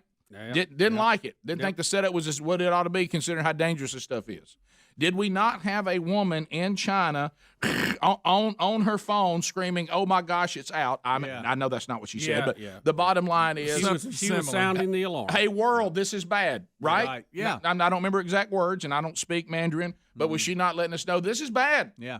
Did that happen? Exactly what We got doctors that are sick that are from the lab. Did that not happen? Did she disappear? Who disappeared? Yeah, she did. She did. She was the devil. Yeah. So then we were told that's forbidden. You can't even, by golly, if you don't get on this bat narrative. But didn't they even identify patient zero that started it from the market? Right. This one guy. Right. I think they did. Like we said, until Still had a bat wing hanging out of his right. mouth. Great. Like we said, until the emperor went and toured the place, and we're like, yeah. Folks, if you're going to eat bats, be sure they're cooked well. Yeah, but you remember the cancel culture. Tell me if I'm wrong. Yeah. Weren't you also called xenophobic? Yeah, that's right. You hate Asian people to even say that. Right. Rick, they took people down off social media who was even suggesting that this came from the Wuhan lab, which is close to this market where other people had surmised it came from. about But the here's wet the market? thing: they know now for a fact, after further investigation, and it's documented, that 3 of the, I don't know if they were doctors or just lab workers at that lab, all went to the hospital in November, all with COVID-19 type illnesses, and We're showing that- B-roll of the that- headlines too. yeah, back then. The fact that Trump mentioned it, the media immediately went the other way, going, you China. can't have that. China, because it came from China. So the question is, and it's fair that if 3 of these workers went to the hospital sick with these COVID-like symptoms back in November before it hit the world in February, March, that's a valid question that needs to be answered. I mean, maybe it wasn't, but maybe we need to know. Adler is doing a great job of showing you all these headlines. You were thrown into the conspiracy theory world to even suggest it. Well, now suddenly the Fauci, I'm not convinced that it naturally occurred now. And it's okay. But because it's becoming so overwhelming, the evidence that keeps coming out, even Fauci has to now cast doubt. I'm not sure that was natural. Problematic. Problematic. I got 3 masks. Rick, come over here and give Dr. Fauci some sugar. So I'm just like, it's almost like, do y'all think we forgot that y'all made us all feel like we were forbidden Well, to say such once a thing? again, the media, Even I started going, well, I guess I shouldn't say this. the media who's supposed to be the quit doing your Asian watchdog thing. and the guardian of our democracy and our free speech is being played like a sucker here because they were all over it. They didn't have the facts, and they made a judgment because they said if Trump thinks that, we're going the other way, 180 degrees. They had no more facts to back up their position than Trump, who was speculating that it may have come from there. But their hatred of Trump blinds them to what they should be doing as their job of journalists. Well, and I had this discussion with one of my kids the other day. Who we were talking about this, and I said you have to understand that the far left progressive movement of our country right now hates anything Republican/conservative more than they hate the enemies of our country around the world. Yeah. Oh, yeah. That's straight up. definitely Yeah, true. that's just straight up. close. And I said if you look through that prism, it'll make more sense to you. Mm-hmm. That really to destroy the right in this country is more important to the left than actually our country remaining sovereign and being able to defend ourselves against enemies around the world. That they're more obsessed with that. So I don't know. It's just weird. It's doing that thing where, I remember that commercial. What was the product when the guy the boss said exactly what one of the guys said? Yeah, in the conversation? FedEx commercial. Yeah, he goes, that was my day. He goes, yeah, but I did that. You remember that? Wait a minute, that's what I said. Right. No, but I did that. So now the left says we can now officially talk about Wuhan because we say so. Right, and they have amnesia of what they said. Right. We're like, well, we all said that, yeah, but we're doing this. We're saying it different. Yeah, but that's some stuff we were saying that you told us we couldn't say or we'd be canceled. Yeah, but. Yeah, no time for that. But top of the hour. Rick and Bubba, Rick and Bubba.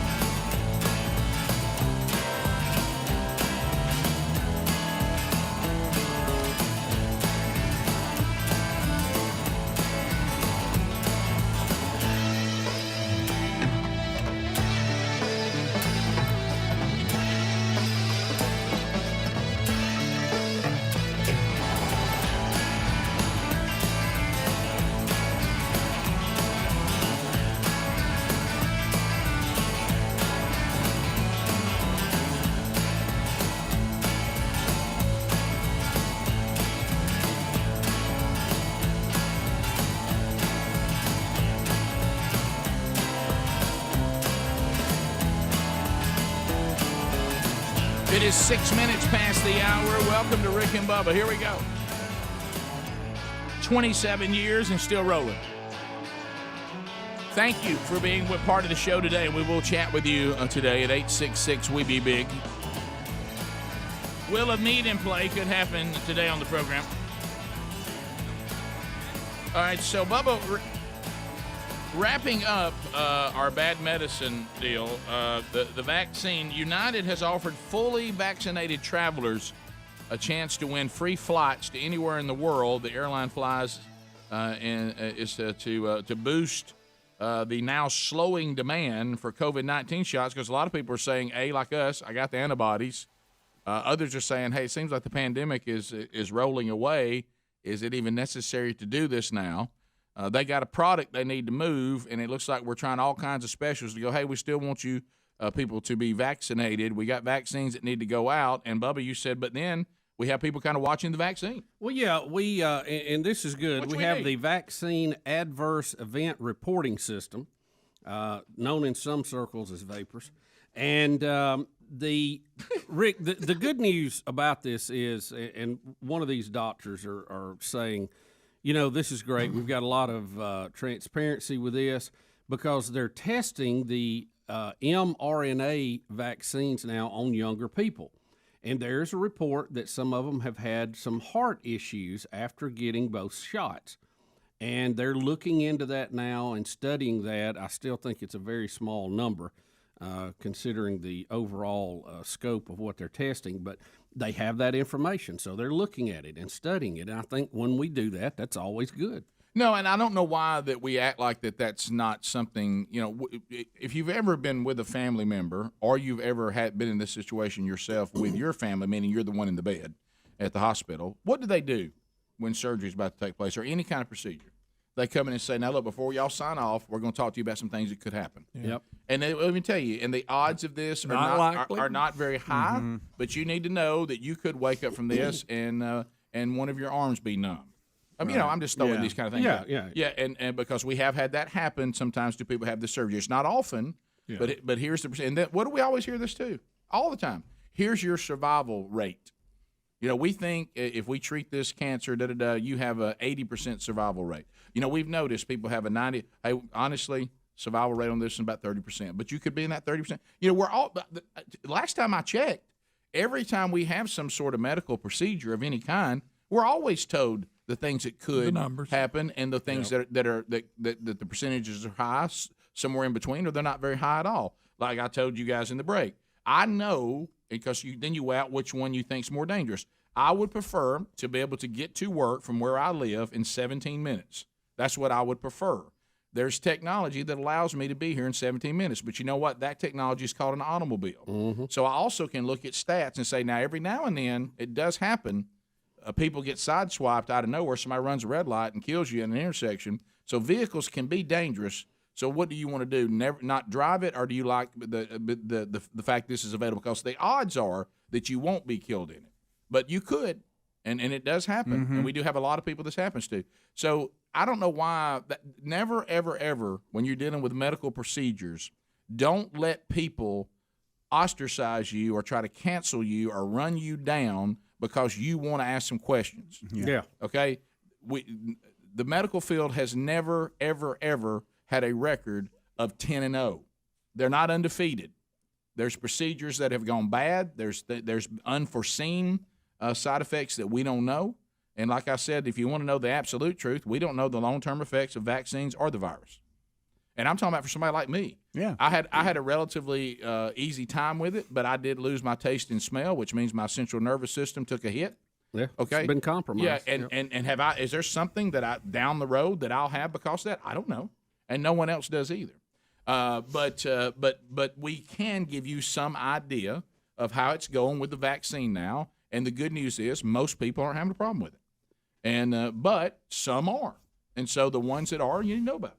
And the fact that they're testing this on younger and younger people, and they've come out and said, "Look, we've seen this side effect in a few."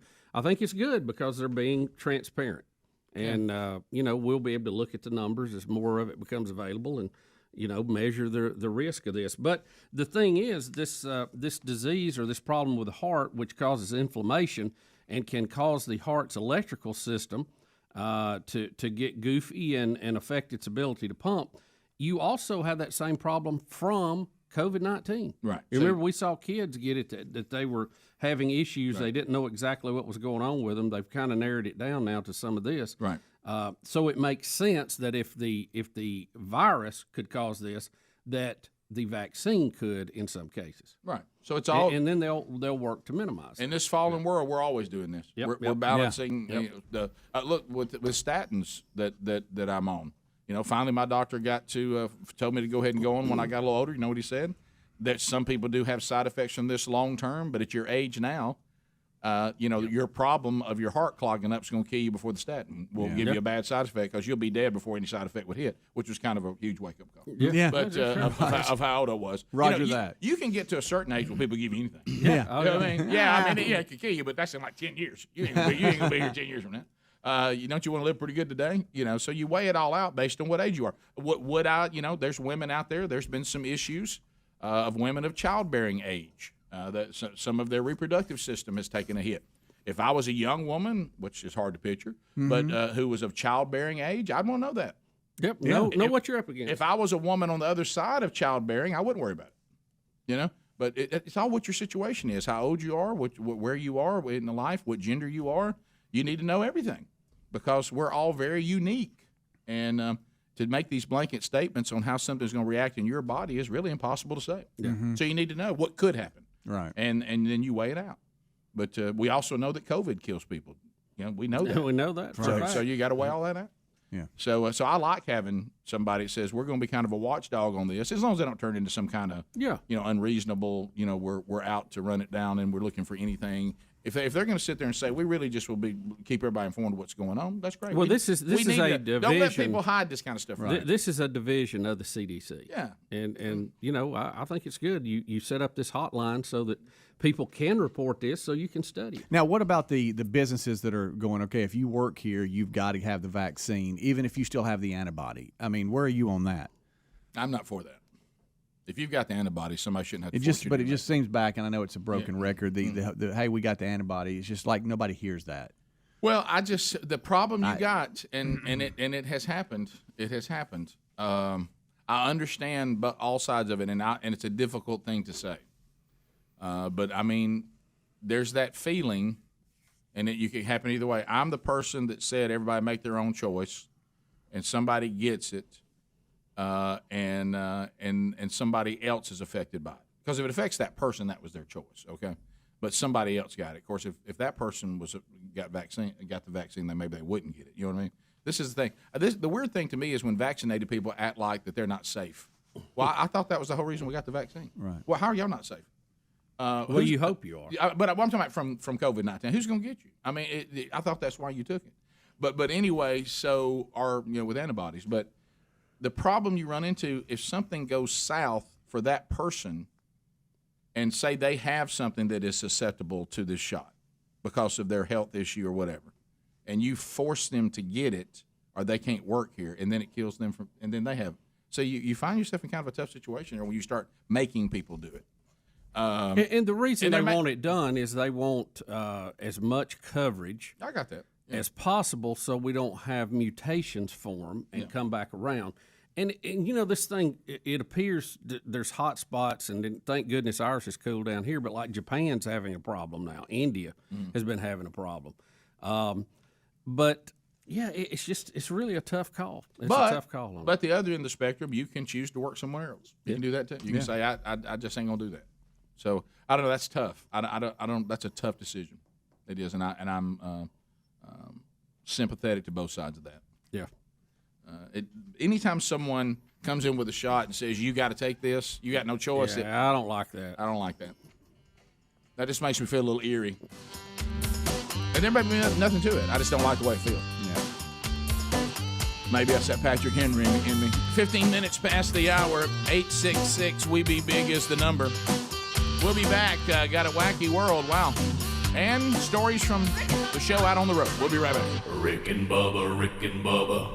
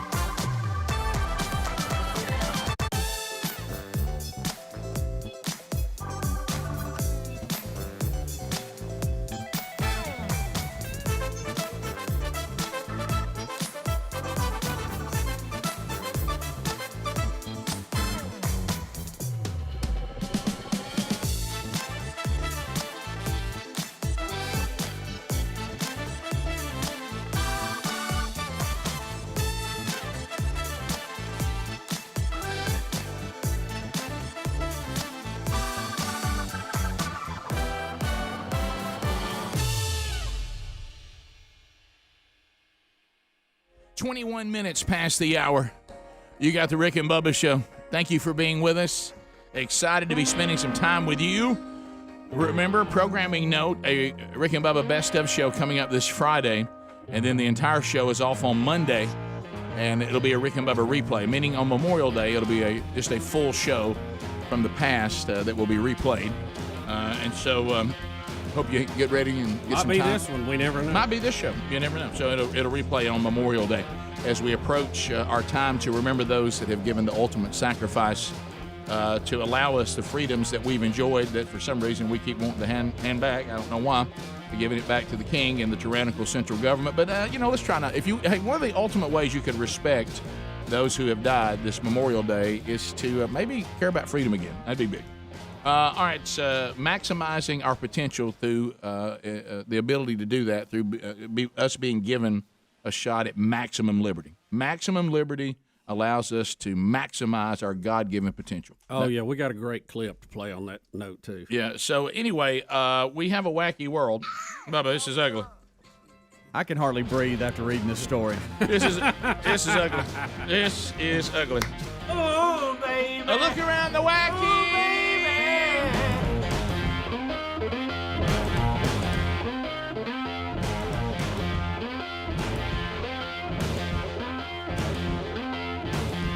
I feel good. Bubba, there is a Spanish suburb called Santa Coloma. Well, I never been to Spain. So there's this statue of a dinosaur that has been there for a while. The BBC is talking to the local media there. Mm-hmm. A father and son, I guess, just going to check out this statue of a dinosaur. You know how little boys love dinosaurs. And boy, the grisly discovery that they made inside the leg of the dinosaur statue. Bubba, they found a missing person.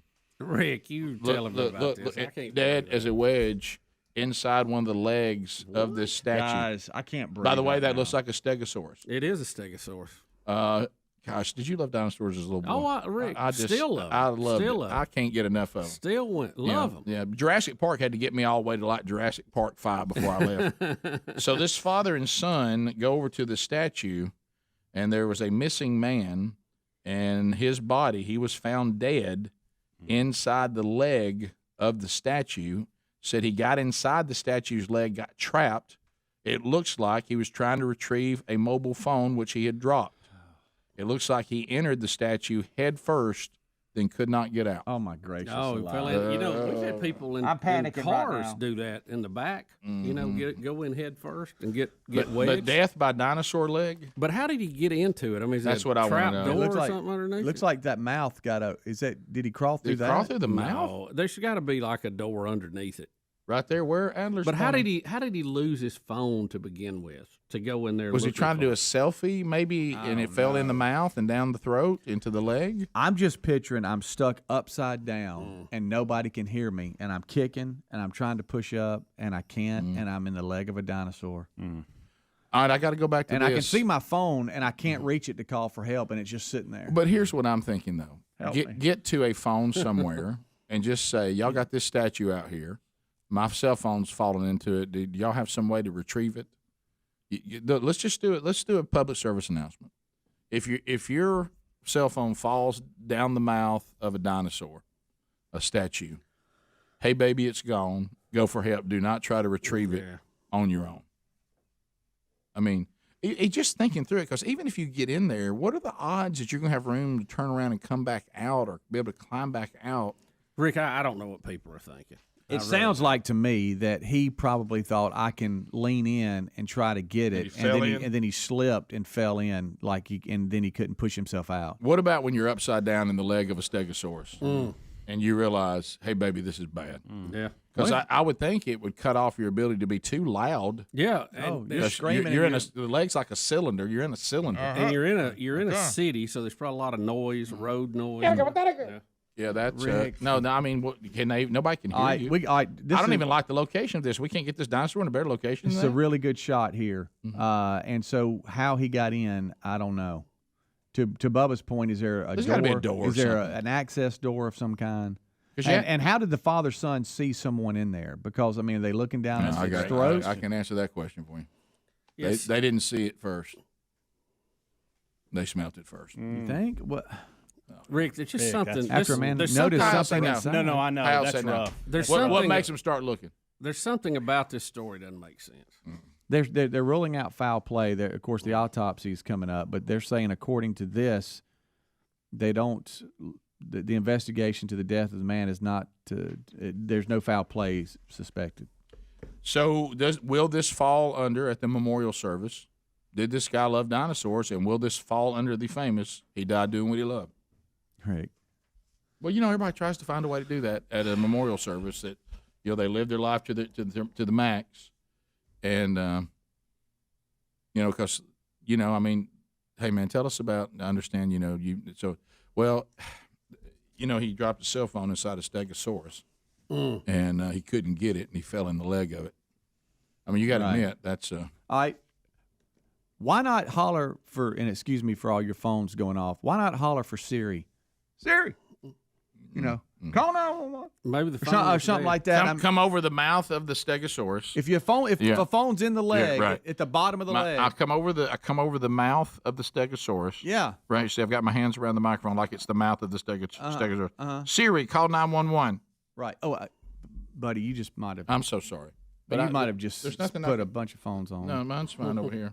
I covered my mouth. Look, Siri, call whatever. And I mean to your right. point. If you're upside down and you're stuck, and you know what I'm saying, Rick, there's something about this story. What about just doing that when it's down in there? That's what I'm saying. You're stuck. That's what he's saying. Just talk to it. Hey Siri. I'm saying talk to it before you ever climb in there. Hey Siri, I'm stuck. Did you hear me? Huh? I'm talking about before you ever climb in there. Just get up on the mouth and holler down in there. Right. Try that first, for the love of all that's good and kind. And then they answer, hey, I'm talking to the mouth of Stegosaurus. My phone's down there in their leg. I think we'll have another story on this. I don't think we know all the details. I sure do want somebody to show me how you got in it. Something's not right. The mental state, you think, of the person? No, I'm thinking you're talking about done in and hid. I don't know. There's just something that doesn't make sense. We don't have enough information. How did that phone get in there to begin with? I'm thinking selfie in front of the mouth and somehow I lost it. I don't know. He's on his last leg. I know that. There you go. There you go. So I think that's a great question. The emailers are saying, why not use the technology to your advantage and ask the phone to call for help? I agree. In a voice command. I if you're agree. stuck upside down and you can see the phone. Now, when they answer, sir, what's the problem? I'm in the leg of a Stegosaurus. Okay, they hang up on you the first 3 times. You're right. I'm a statue of a Stegosaurus because your first thing you say Stegosaurus. So You where? I'm in a dinosaur. no, so don't hang up. No, don't hang up. Statue of a dinosaur. You know that one over there? We'll be right back. Rick and Bubba, Rick and Bubba.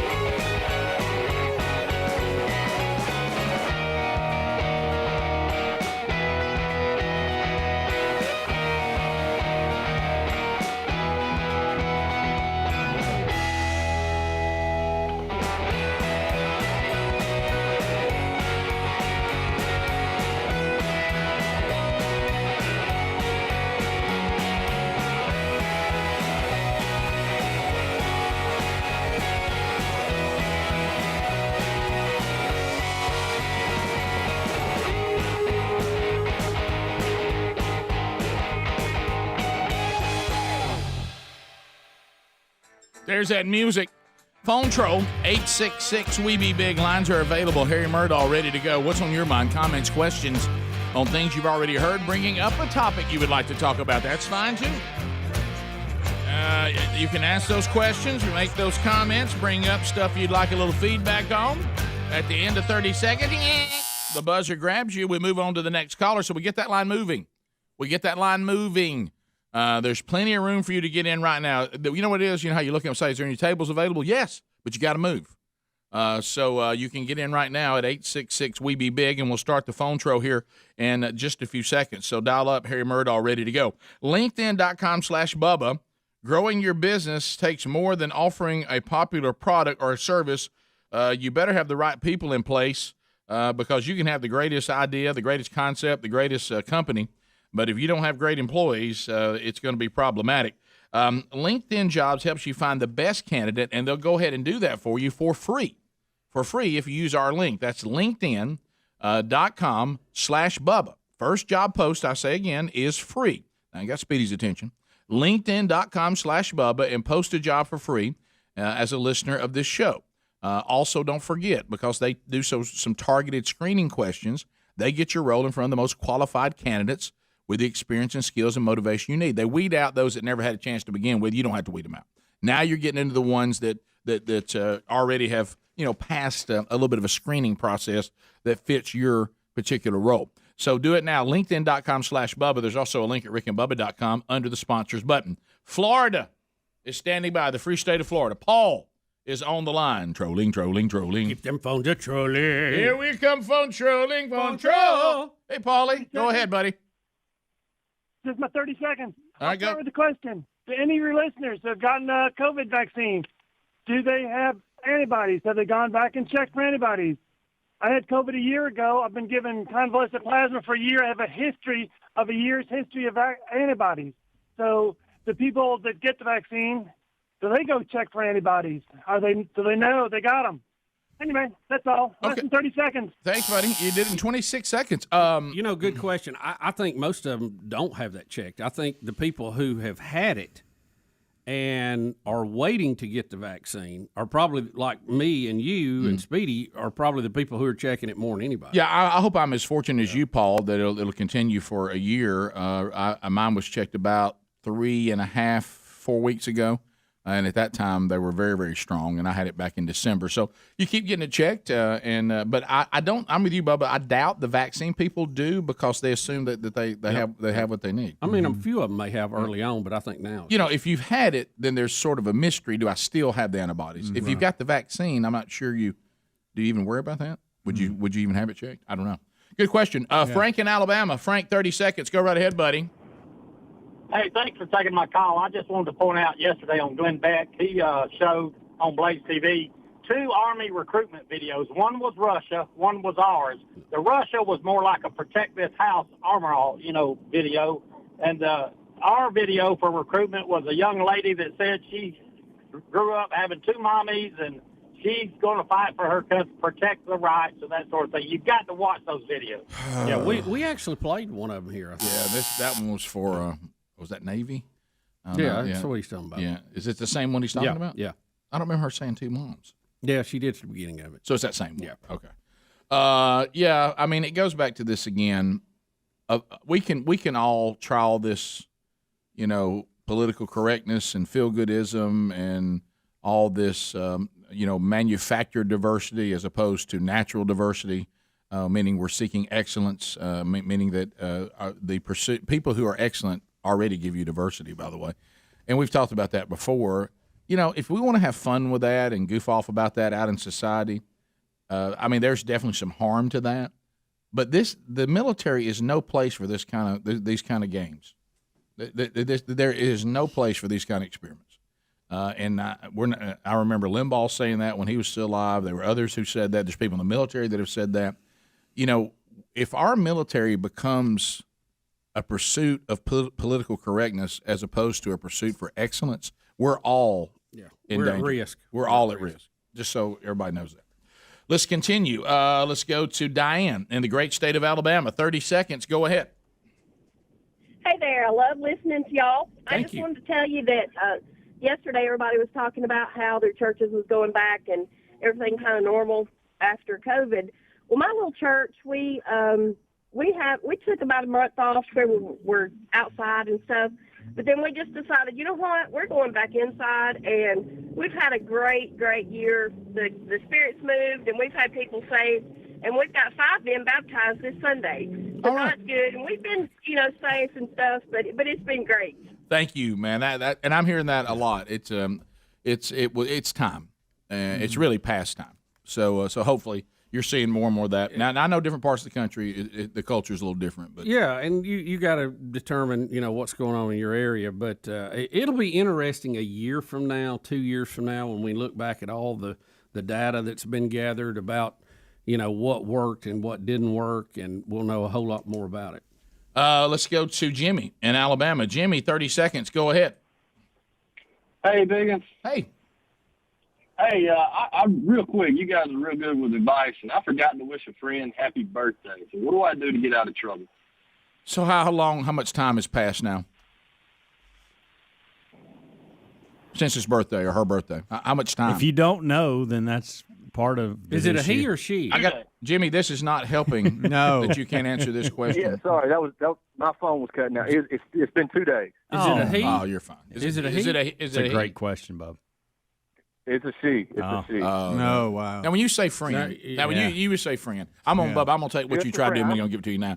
All right. So when you say friend, what you mean what? I'm married. She's a friend. Well, you don't need to be wishing her happy birthday. I wouldn't even worry about it. No, I'd let that slide. Co-worker or I'm uncomfortable. I am too.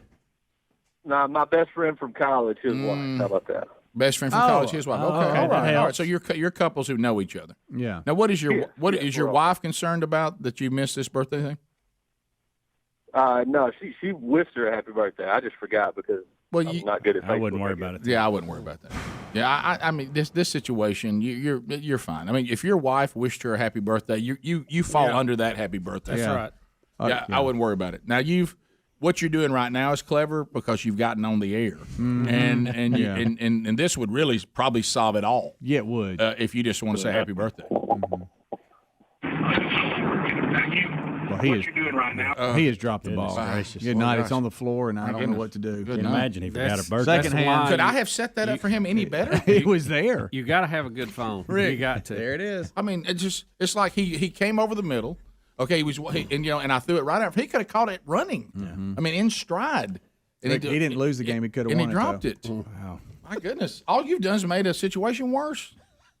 This is awful. So now he forgot that he gets in. Well, it's like he started trying to listen to himself on the radio. Is that what he was doing? I don't know. Maybe it sounded like maybe his phone switched over to Bluetooth in the car. You think that's what it is? You're being awful kind. Maybe he got in the car. Yeah. That's frustrating when that happens. I got to tell you something. That window closed. Yeah. That window closed. Wow. But, yeah. Maybe a group text between the couples and say, hey, I'm sorry I forgot or something if y'all are on some kind of group thing. I got to tell you, this guy's on dangerous ground. Yeah, I kind of sense Here that I am. too. I feel like I need to say happy birthday to her. No, I just well, just like, I mean. I think he just got himself in worse trouble. Yeah, I do too. Maybe he needs to just text his friend and say, Hey, man, I wish missed your your wife's wife- birthday. Yeah, happy Sorry birthday. about that. Because let me tell you what. He's overthinking this. It's not complicated. Well, let me tell you what's about to happen. Why are you so worried about wishing her happy That's birthday? why. That's exactly. That's what's waiting on you at home. Why do you worry about this so much? That's my friend. Yeah. You know, I mean, that's a I tell you what, he couple. better never do is forget anything with his wife. Because if he's worried this much about that, Well, I'll tell you one thing. You made sure you got on Rick Bubba try to get her birthday. thank you. That friendship's in trouble. Yeah. Strange deal. I don't know about that. strange days. I was trying to indeed. just end it on what I thought was a perfect way for it to be over. Well, we're all trying to avoid the I other. feel like I'm the one in trouble now. I do too. How am I in trouble? I do. know. I He feel just- like I'm going to get a speech when I get home. Why am I in trouble? I didn't have anything to do with this. I didn't either. Oh, my wife's not I listening. thought it was his girlfriend. I didn't know. I mean, before I was explained that it wasn't. Friends. Didn't you think that I mean, when he said friend? 'Cause As in girl and a friend, Right. just a friend of the couple. For his sake, I hope this segment ends soon. For his sake, I hope you can't even hear. I hope we're off air. Gracious. Here it comes. Here comes What? Alana. Alana, go ahead. Yo. Go one up, Rick. Go one. Oh, I'm sorry. Who is that? I don't know who that is. I don't know who that person is. Hey, Alana, go ahead. Alana? Alana? You have a comment on the last call. What is going on? Who is this? Hello? That's a dude. My goodness. What's your name? Yeah, this ain't no Alana now. This is Alan. Oh, I don't think that Alan A's- with an extra I A don't on think the that end A's of supposed to be on there. Yeah, hey. The claw type. Alan, go ahead. Yeah, I was just wondering, the guy that just dropped his phone, was he in a dinosaur? They may find him in one tomorrow. I wish that segment never happened. Why we think we're in trouble? I don't know. Anything We to just do with answered it. the phone. We just asking questions. I don't even know why I'm in there. Oh, gracious. I didn't know. I didn't know what was going on. 15 minutes to the top. More Rick and Bubba next. Rick and Bubba, Rick and Bubba.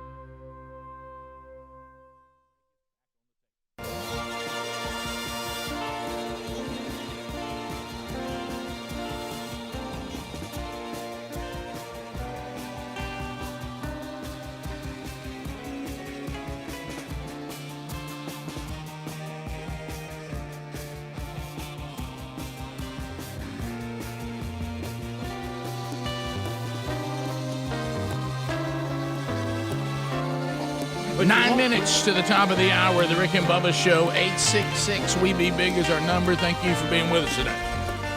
The breezes and the southern wind. We'll meet and play again this week. You know it's going to happen before. I mean, if we get to Thursday, it's going to happen Thursday because we ain't going to be here on Friday. We got the best stuff and a replay on Monday. So we'll see. So the real Greg Burgess, be paying attention. Could happen anytime. The real Greg Burgess out on the road last night. He let us know about that yesterday. Yeah. So you were the hype man or what? Yeah, I just kind of I don't know what you'd call it for a home run derby. I did okay. I think I'd do better the next time. I mean, I've never done that. Yeah. So this is the junior college female.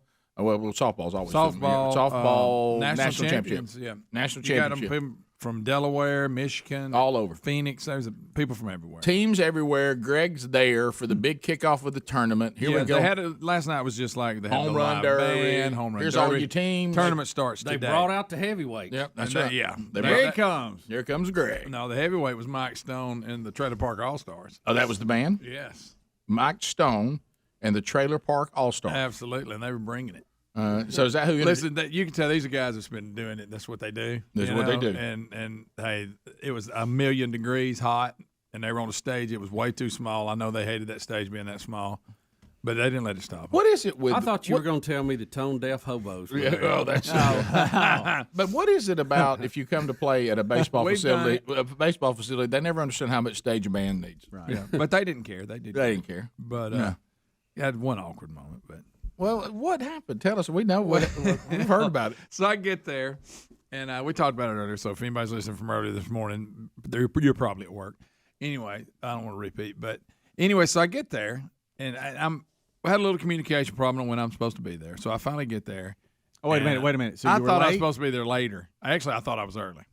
And they were like, "Hey, I wanted you to bring the band on." I said, "I'm about 30 minutes from there." Anyway, so I got there, and they had cranked a couple songs out. She goes, "You go up there, and John, I've told him what's happening. He's going to get you introduce the park recreation people and all that. And hey, glad everybody's here." Did you tell me that Super Don Girl Hudson even sang national anthem? Did you tell me that Super Don Hudson Absolutely. is still doing Super Park and Rec? Don, and he brought up you working for him. Is that who He you said, "I work tell for, you Rick?" what," he said, "him and Mickey Shadows could get out of more work than him." I said, "Don, he did it his whole life." That's right. I said, "He did it when we were at home." Super Don Hudson. So you were he's late. still there. Didn't know you were late. Well, we had You left that out I this wasn't morning. late. I was not late according to So the you were setup late. I had. So you were late. You were No, late. They I was had you early. bringing the band So out. we I start didn't by know you're that. late. You had Mike Stone and the Rednecks. No, It's not Mike Stone and the Redneck. Who It's is the Trailer that? Park All Stars. Oh, okay, my bad. Which is a great name, by the way. Bubba, you would have loved. It's not Mike Stone. It's John Stone. Are you serious? Yeah, it is, John. I think I went to school with Mike Stone. Mike Stone actually has the band Mike Stone and the Family. Yeah, that's what it was. Well, what, Greg, and the family. Greg, you're all over this. Did I say John earlier? I don't They know. were really good, whoever they were. All you've ever said to me is Mike. Well, okay. I couldn't get well, maybe it's past- his brother, John. I couldn't you get were late past Trailer and don't know Park his name. All Stars. That's right. Yeah, so you were late and you messed his name I up. did. I just messed his name up. Well, I think I went to school with a Mike Stone or something. yeah, probably did, but that's not him. No, So John it's Stone, John Stone. and the Trailer Park All Stars. You get there. You should have brought them out. You were Well, late. when I tell the story, you're not going to feel bad for me messing his name up. Okay. Okay. Okay. So, John Stone, who's that bringing payback? it, big guy too, by the way. Is he? Yeah, foreign military guy. I read his bio. When you say big guy, because like not tall. Okay. Like Trace Atkins. Think right, that. right. I got you. So you bought new clothes to go out there last night? No, I did not. Is that what that's for? No, it did not. These are my MC new clothes. Anyway, so John Stone, Mike I don't know Stone. why I looking said, good for the spotlight. I know Mike Stone. I'm a little late, but I look nice. But anyway, you're not going to feel bad when I tell you the story that I messed his name up. Okay. So the lady there, when I got there, the handler, she goes, "Hey, he's actually familiar." He said, "Even knows you guys, Rick and Bubba show." I thought, well, okay. He's actually, he plays in Nashville, and they play at Kid Rock's place all the time and all this. You And, thought, well, yeah, I went to he's school from with him. around Fort Payne, Dogtown. Right. Okay. So I said, well, he knows Furniture. The Rick and Bubba show. Well, he goes. So he finished the song, and he's going to bring me up. And then I'm going to introduce Don Hudson, and then the girl's going to sing the national anthem and all this. So he goes, all right. He goes, hey, let me tell you what, we got a special guest. Y'all know him from the Rick and Bubba show. We got Greg Burgess, but y'all know him as Speedy.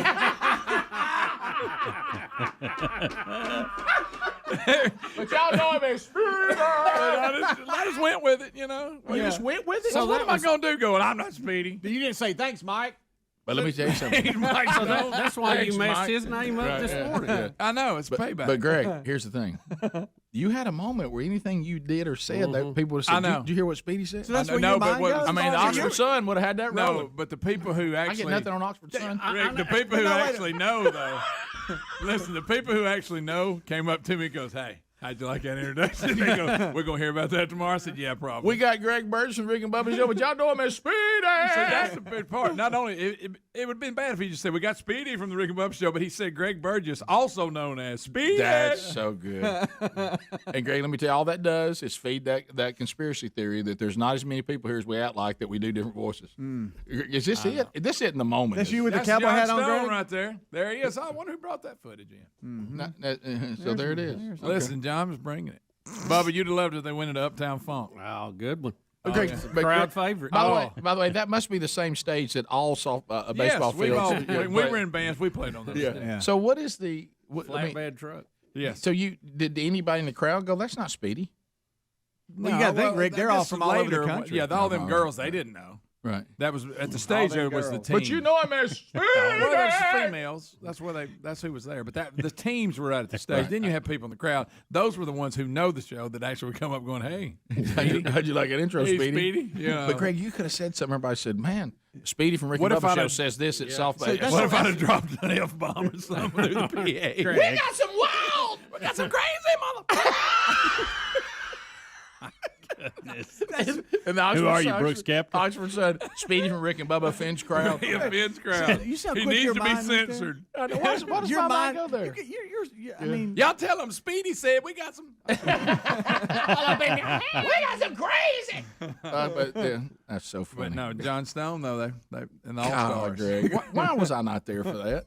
But why you just- why so- wasn't Gerald Cates there for that? hold on. I got to ask a question. Was he enthusiastic when he said Speedy? Oh yes. To the point where you didn't want to correct I him? loved it. That's why. I mean, he was. I loved. You loved it. You loved it. There might I be. did that. He was so enthusiastic. You thought about shaving your head. Listen, I did. I almost said I am. Speedy. Did he hold out Speedy? Got a He special kinda- he guest said it tonight, sharp. Greg Burgess and the Rick and Bubba Show, but y'all know him as Speedy.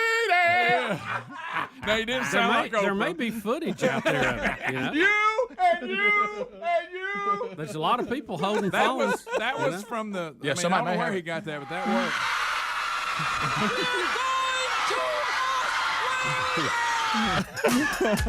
I'm sorry, John. I don't know why I said Speedy. Well, He called me you're paying Speedy. him back. I was like- Even when you don't mean to hurt See, look somebody, at you him pay bring back. it.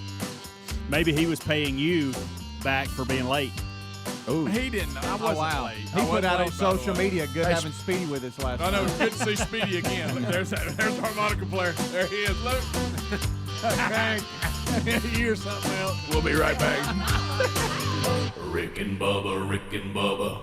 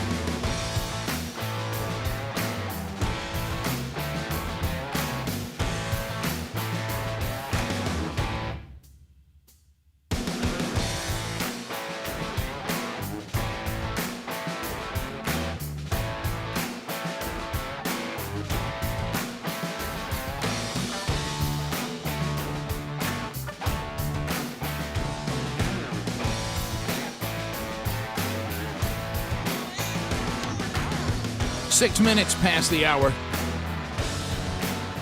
866 We Be Big is the number. The Rick and Bubba Show starting another hour with Speedy, the real Greg Burgess, Helmsy, and Eddie Van Adler. And yes, Speedy and the real Greg Burgess, not the same person. Two different people. Somebody say it. Richard Marx, for those of you that are not watching on YouTube, bringing us back. Welcome back, Bill Bubba Bussy. Rick, glad to be here, and thank all of you for sharing a few hours with us each and every day. Why did we play Richard Marx, for those of you that can hear this licensed music? Because he's found his way into a bizarre story involving Rand Paul. Did you? Rick, I had no idea. I made y'all repeat it to me because if I was trying to connect the dots here, I would have never have got from Rand Paul to Richard Marx. Because it don't mean nothing.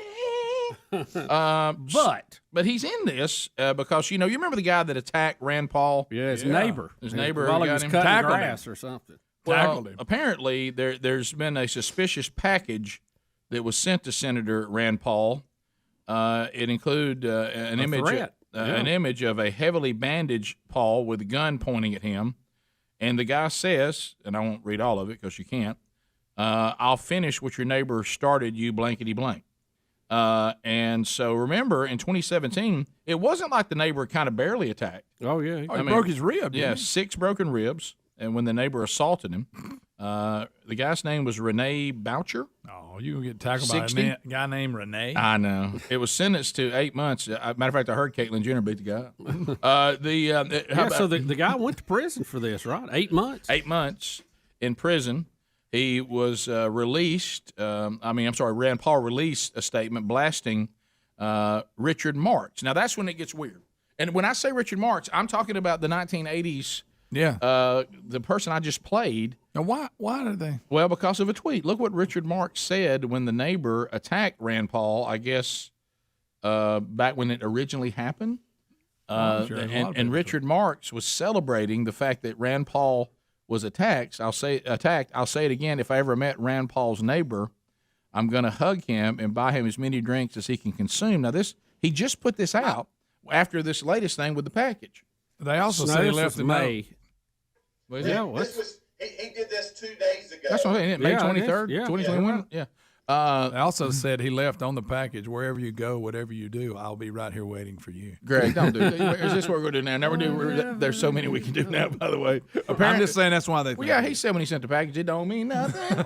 but anyway, here we go. So anyway, so you see where we're getting with the FBI here and some of the people. So 2 days ago, you come back and bring up the neighbor again, and then Rand Paul gets a suspicious package.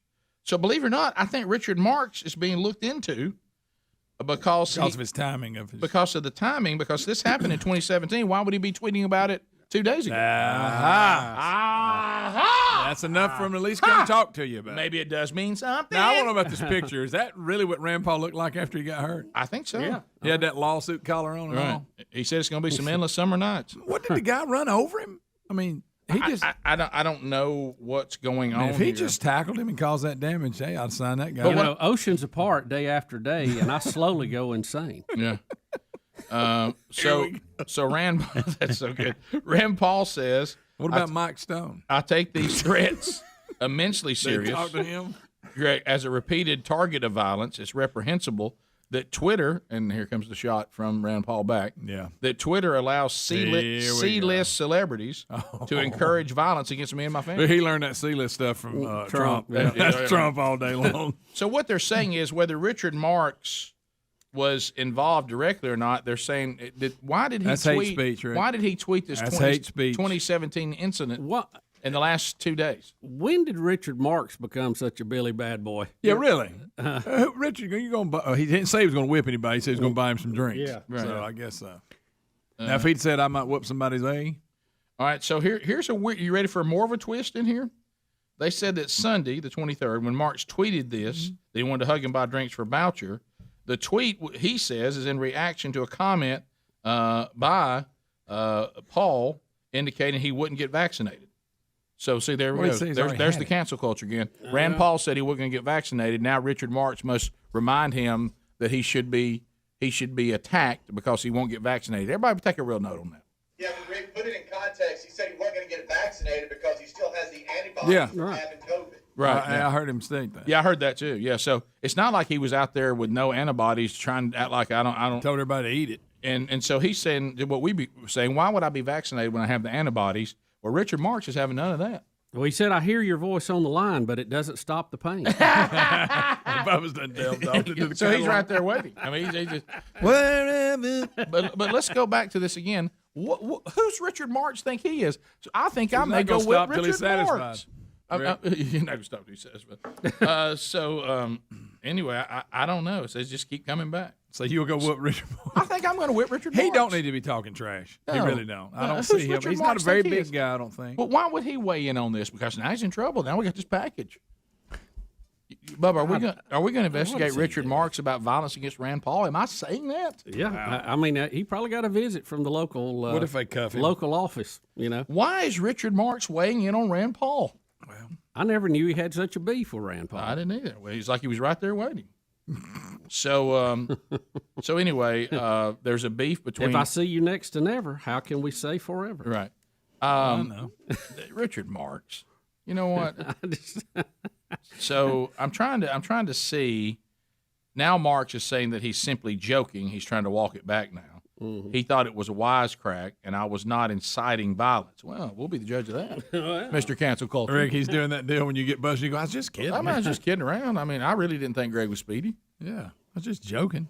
I knew his name was John, not Mike. So this is very weird. I mean, today we've got a guy dead inside a dinosaur leg. We've got Richard Marx and Rand Paul going at it.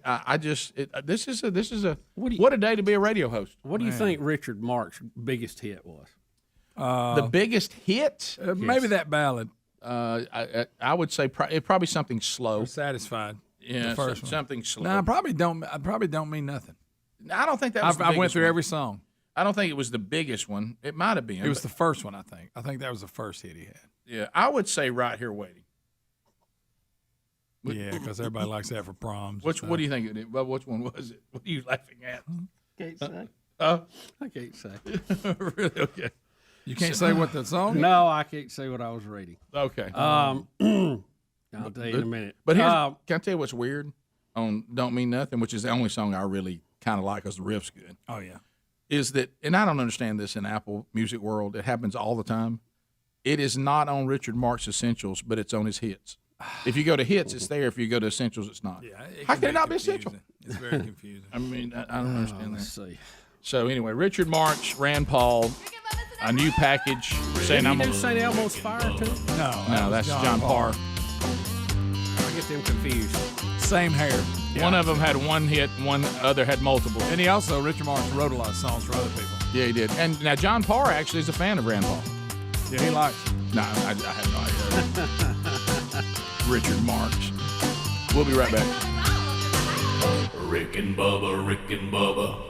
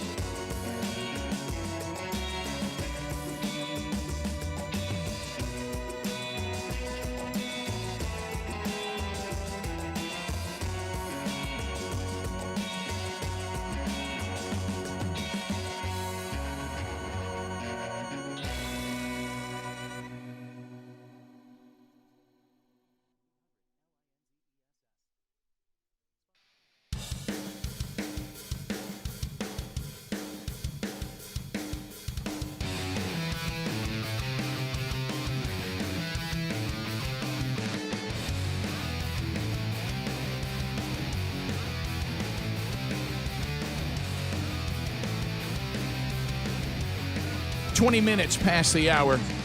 The Rick and Bubba Show phone trolling at 866-WE-BE-BIG. Lots of topics.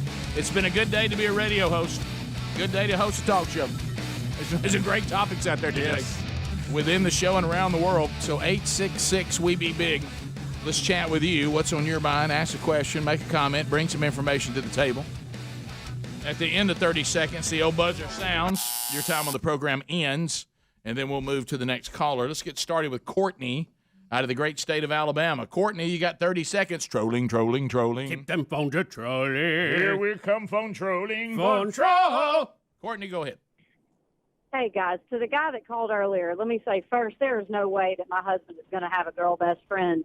Second, there is no way that he's going to be that upset over missing her birthday. Get some boundaries, sir. That made me so uncomfortable. I'm angry at him right now. This is crazy. Yeah, I knew that was coming. I expected you some boundaries, sir. Yeah, it made us all feel strange. I'm going to use that sometime. You want to wish, her husband, because y'all all hang out as couples. You're assigned What to do you him. think? Your wife is assigned to her. That we don't. Those streams don't cross. Yeah, the For lack of a better term. Let's go. Don't cross the stream. By the way, there's no. But Speedy's not here, so there's no way to play it because we've got somebody that's picked up on the Mike Stone. Yeah, well, at least we solved the mystery why it was in my head. Let's go to JT out of Birmingham, 104.7 WZZK, and lines are available for you. Go. My goodness. Yeah, I kept hearing Greg mention Mike Stone, and he couldn't figure out where he got it. And it hit me. Mike Stone is the karate instructor that stole Priscilla Presley away from Elvis in 1973. Oh, my gosh. That's a Mike Stone. That's not who I thought, but you're right. That is true. No, and tragic as it was. Now we figured out exactly where it came from. Yeah. So it's the guy that sang the song y'all played in the kickoff hour. It started at Augusta. I guess it started last year, 1 week in April, but it led us into finding this other song, "Hey Little Person," which is we call Adler's song. Yeah, and better known as Chris's song. And the songwriter and singer of these songs is Mike Stone. That's why it was in my head, and that's why it was in Greg's head.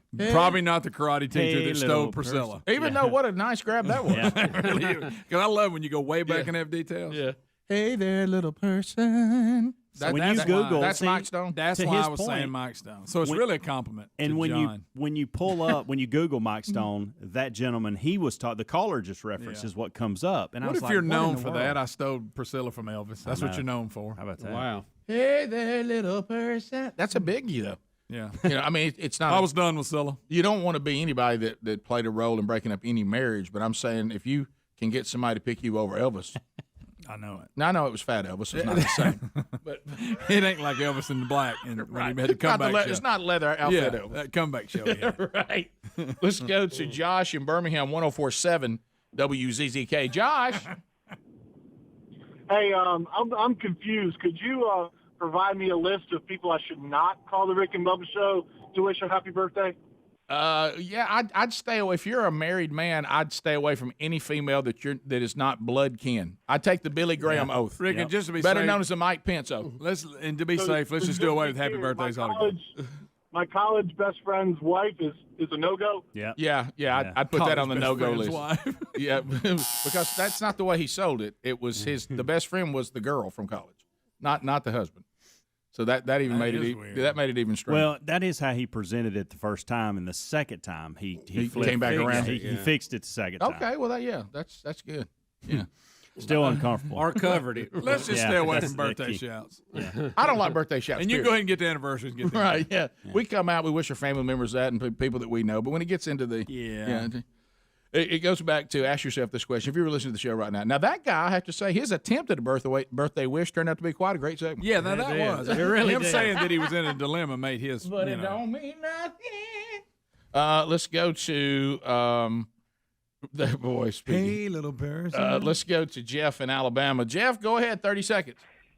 Hey, this is Jeff down here in Tuscaloosa, Bubba. I got a question for you. You know, last week you guys were talking about the electric cars and all that. Yeah. I'm still waiting on my hoverboard.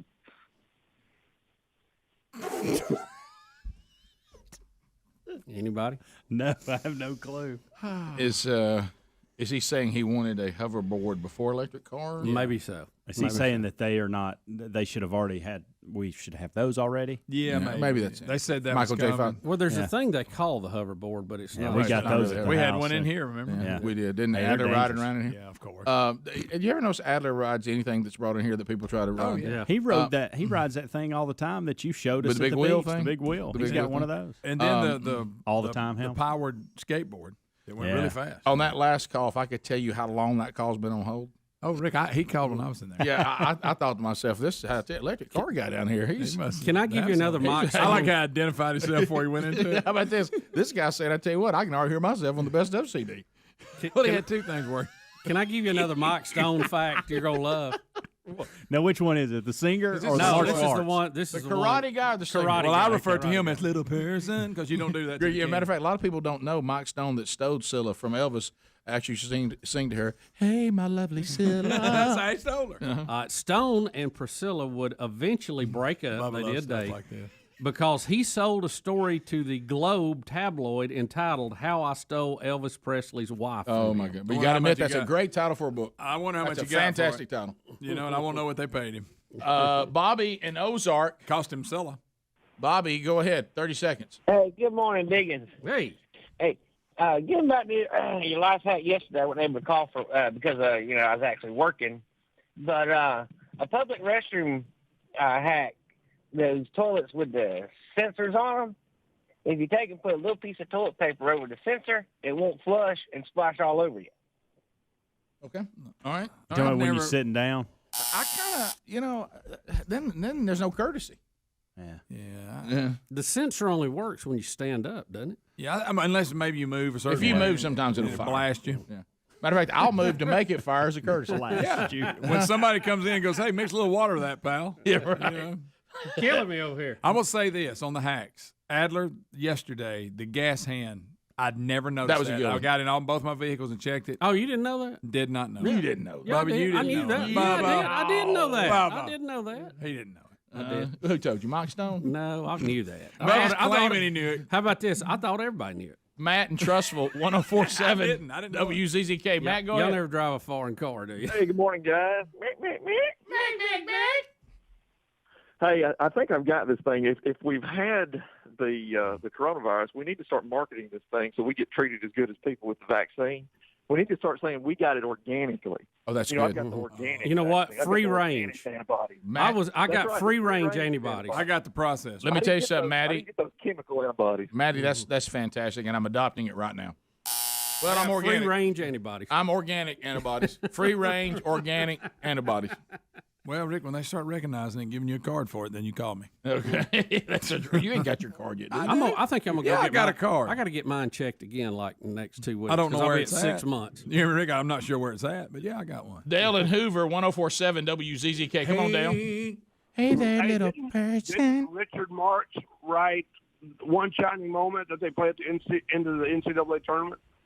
He's one of those kind that he wrote a lot of songs you didn't know he wrote. And Well, I know he wrote a lot of songs for Luther Vandross, so Luther Vandross sings that song, but I think he actually wrote that song. so what's the name of it again? One Shining Moment. They play it every year at the end of the NCAA tournament. Yeah. I think that I'm I using don't, it. I don't see that. I see I don't think David so. Barrett, the writer of One Shining Moment. Okay. Luther Vandross, composer, singer. I don't. David Barrett, isn't he the guy that was in the Dr. Pepper commercial? David and Hoover, ZZK, go ahead. Hey, guys, how y'all doing? Good, buddy. Go ahead. Buddy, I'm hoping I'm not too late to wish Hollywood a happy birthday.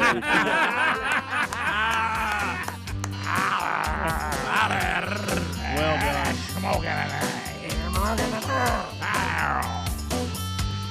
Bottom of the hour. The Rick and Bubba Show, 866 We Be Big is our number. As the show continues, right after this. Rick and Bubba, Rick and Bubba.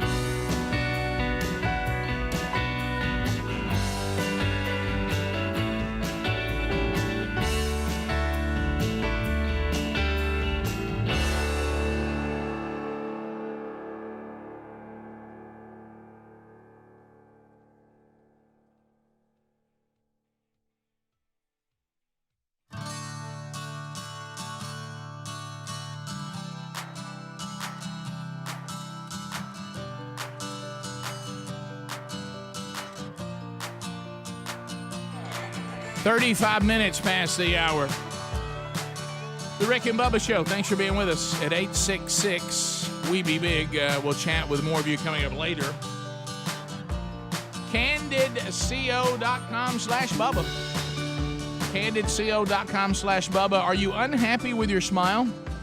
You don't have to be unhappy or accept it any longer. Thousands of people have used CandidCO.com/Bubba, the clear, comfortable, removable, and practically invisible aligners that help straighten your teeth. And let me tell you why this is important and why you want to be sure that you use CandidCO.com/Bubba, not some competitors.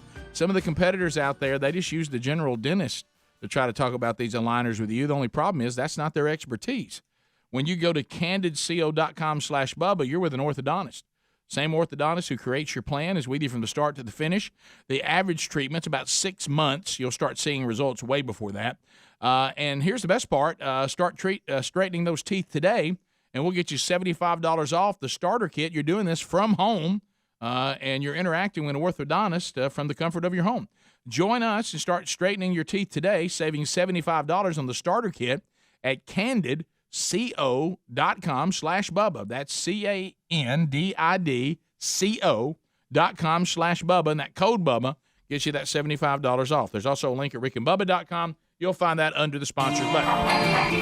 There we go.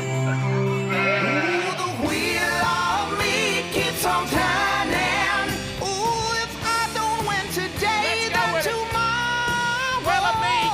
Wheel of meat's got me yearning. Wheel of meat. Whoa. Come on, give it a try. It is found only here on the one and only Rick and Bubba Show, the wonderful Wheel of Meat. And it's brought to you by our friends at harryanddavid.com, the home of delicious meat.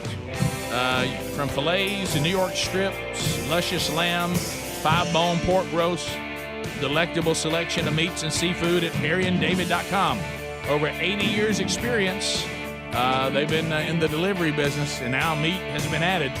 And they provide the meat on the wheel. 1-800-Flowers.com providing roses and lilies today on the wheel. Buzzbox Coffee, a free pound of that. The best coffee you've ever tasted is on the wheel. Moultrie has got, we still feeding? Just feeders? Feeder on the wheel. The Rick and Bubba store's got some sought-after items on the store. We've got Blaze TV subscription on the store. Or you could win nothing. If it lands on Can't Have Nothing, you could be eaten by Jaws if it lands on Pippet. And if you land on Henry the Horse, we all get entertained, but you don't win anything other than a good laugh. That's right. So let's start. There's the Music City getting us started. Leslie is standing by in Nashville, Tennessee. Leslie. What do you say to Speedy, who'll be spinning today? I say, wow, what a wheel. Let it rip. Let it rip. Yeah. There goes the wheel. And the Truth gives it a thumb up. The Avengers pinball machine is lighting with enthusiasm. Christmas pig still hanging in there, Bubba, before it come back around. It'll be here before you know it, by the way. I know. We're about to make that turn here real quick. Oh, man. Come on. Can't have nothing. Sorry, Leslie. That's what Richard Marx said. Hey, I mean, let me tell you what the first thing she did, Greg. Hey, let me tell you the first thing she did, Greg, who's better known as Speedy. She thought she could have something. That's the biggest mistake you can ever make, think you can have something. Let's go to Missouri. That's a great point, Rick. Okay, I don't know why Miss Piggy's in this. Or is that Kermit now in drag? I don't know what that was. Brian in Missouri. Hey, Brian, how you doing? Good, how you doing? What do you say to Speedy? Wow, what a wheel. Let it rip, Speedy. There we go. The change up. English. Let's take a little something off of it. Oh, Brian. You gotta be looking for yeah! Meat! And meat it is. Meat from Missouri. A $50 gift card from harryanddavid.com. Here we go, meat. Congratulations, Brian. We put you on hold. We'll get your information and harryanddavid.com. Henry's actually the horse, and we sure don't want to tie that to meat. No. harryanddavid.com. We'll send you a gift certificate right to your email that you provide for us, okay? Appreciate it. Hey, thanks for listening, buddy. There you go. All right, there, Missouri checking in. Missouri's a winner. Let's go to Coleman, Alabama. 104.7 WZZK, where Dwayne is standing by. Dwayne, how you doing? Good, y'all. Good. What do you say to Speedy?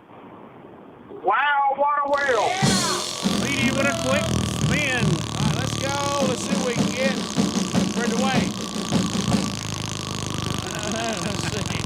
Was Ray trying to play Go, like the marching band? Go! Go! Now, let's see. Look at here. Yeah! Buzzbox, Buzzbox, Buzzbox. Drink it! All right, so congratulations. Are you already a subscriber to Buzzbox, Dwayne? I am not. Well, you know what? You may be now, but we're going to let you try the best coffee you've ever tasted. We'll send you a pound of that for free. If you love it, want to become a subscriber, we'd love to have you. And then 10% of all the coffee we send you every month will go to the Burgess Memorial Fund. So let's put you on hold, and we'll send you your free pound of Buzzbox coffee, okay? Thank you, sir. Thank you, buddy. And there he goes. All right, let's continue. I like to drink. What was that? Is this the new thing you do, little voices? Yeah, what was that, Speedy? Was that a combination of Nopi and I don't know. I just started. So, Greg, if somebody wins, we may want to add a go. Okay. All right, let's see. So what we do, whatever we do, then whenever we end whatever chant we do, give me one go, and we'll see how it feels. If it's not any good, we won't do it. What test? It's kind of up there with the 3 on a string. Yeah, so we'll see. Let's go to Jeffrey in Coleman, Alabama. Jeffrey also in Coleman. Jeffrey, what do you say to Speedy? Wow, what a week. Let's go. You know, our show is just a solid #1 in Coleman. Solid #1 for decades. All right, let's see. Yeah! Me! Hey, hey!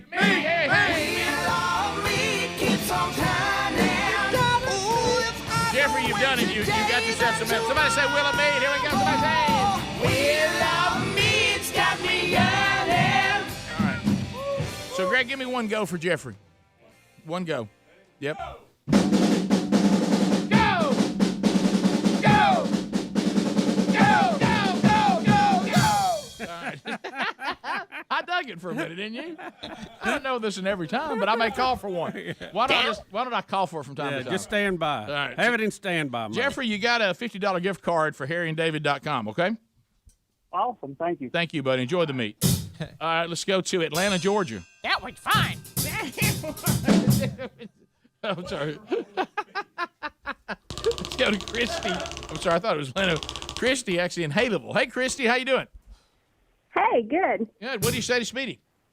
Wow, what a wheel. Let's go. I gotta get the Rick and Bubba logo straight there. All right, let's see if we can get another winner. Look at that wheel spin. We just had a generator hooked to it. That's right. All Light this place up.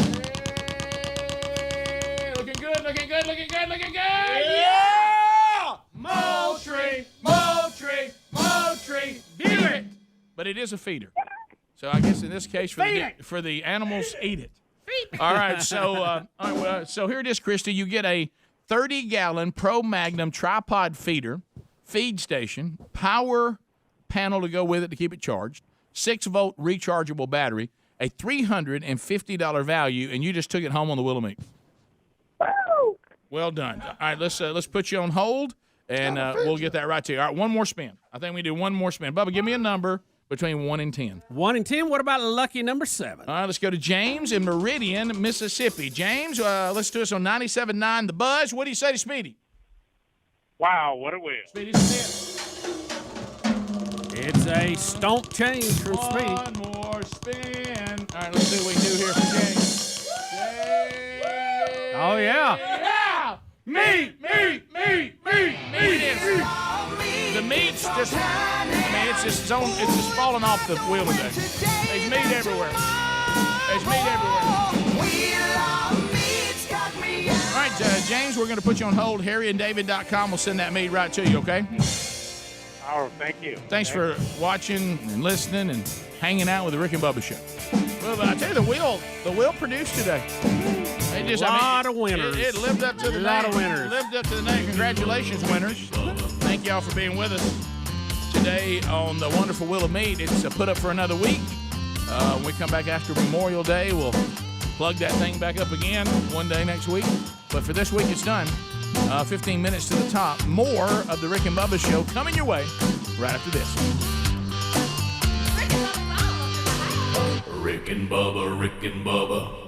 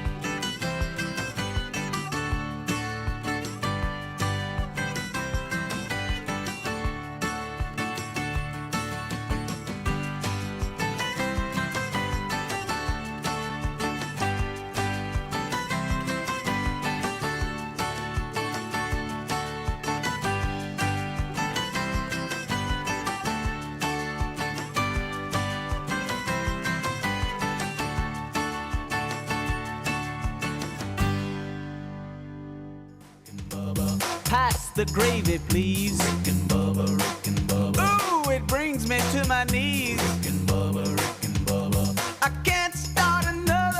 Rick and Bubba, Rick and All right, we're back 10 minutes to the top of the hour of the Rick and Bubba Show. You know, we were talking about this weird Richard Marx story about, we didn't know that Richard Marx and Rand Paul, and when I say Richard Marx, I'm talking about the singer-songwriter, had some ongoing feud.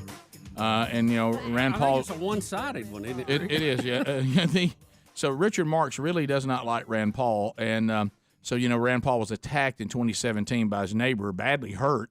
The neighbor went to jail for 8 months. And Richard Marx, when he heard Rand Paul say that he had natural antibodies and would not be getting the vaccine since he already had antibodies, as we're saying, free range and organically, that we're going to adopt that. That was a good idea from the caller.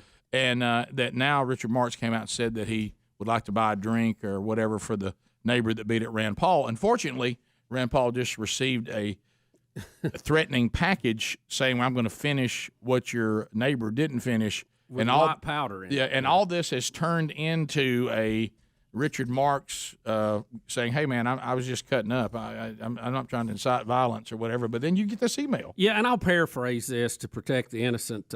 Someone who works in the record industry said that they were in the studio with Richard Marx and Steve Harwell from the band Smash Mouth last year. Never was a fan of Smash Mouth. And thank you, Greg, for injecting that. And he said that Richard Marx was bashing Rand Paul during the session. Was he obsessed with him? Was he obsessed with? What did Rand Paul ever did he wish? Of all the Republicans, do you think he may have wished his wife maybe a happy birthday one day? I mean, what evidently because he thought they were college friends. Yeah. And Rick, also from email, we have a question here. Would you do a happy birthday wish for a woman that has a restraining order against her? So probably not, sir. Probably not. Probably not.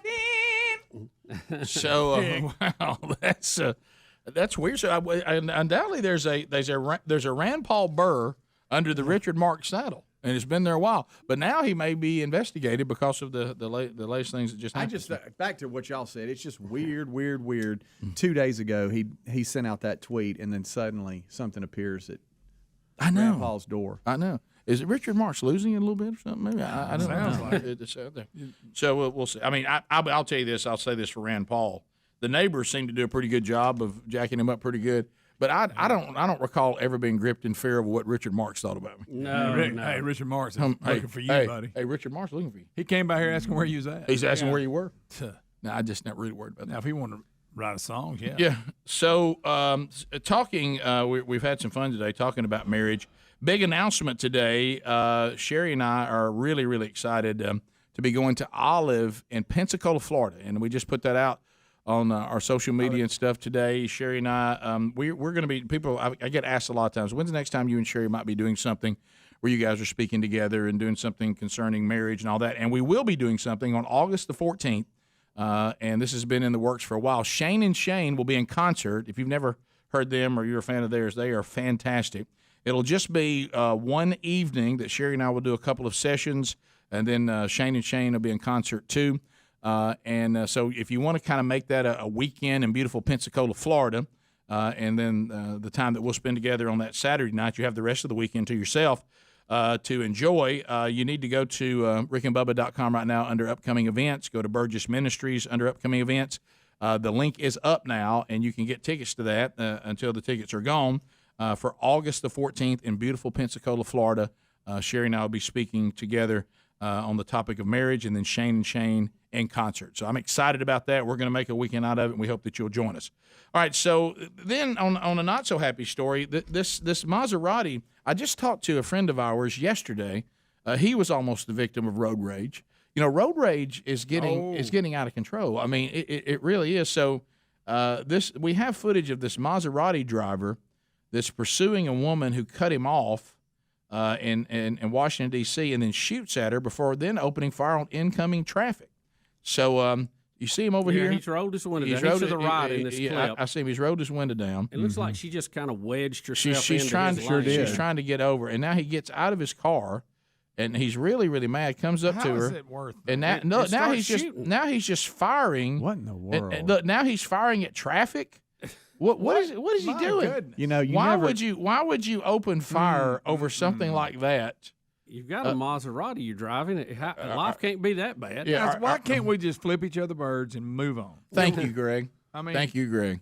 I don't get that. Yeah, Greg. Did she hit his and by car? the way, whoever it is that does the Greg quotes and tweets of the day, there it was. Okay. Yeah. Whatever happened to just shooting somebody a bird and moving on? Yeah, I mean, that's the way we did it growing So he's up. got his window down. He's screaming at her. For Did she cutting hit him his off. car here or the Can't be- person? even if she hits There's his car, no reason to fire into somebody's car give you that. over something I'm in just traffic.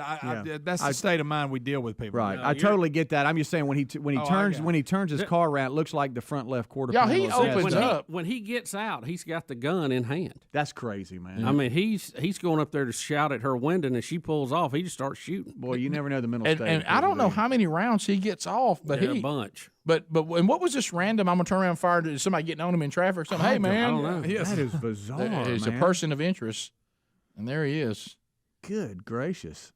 A little blurry there. Well, but I mean, look, we got to go back to you never know who's around you in traffic. I and know. where they are mentally. You got. I know. mean, and I mean, just like a friend of mine talked about yesterday. He said they got pursued and didn't pull over and hey, I think you bumped my car and then you tried to run. They're like, we didn't run. We didn't know we bumped your car. And they couldn't. But the person was like enraged and trying to get violent. And I know how frustrating traffic can be.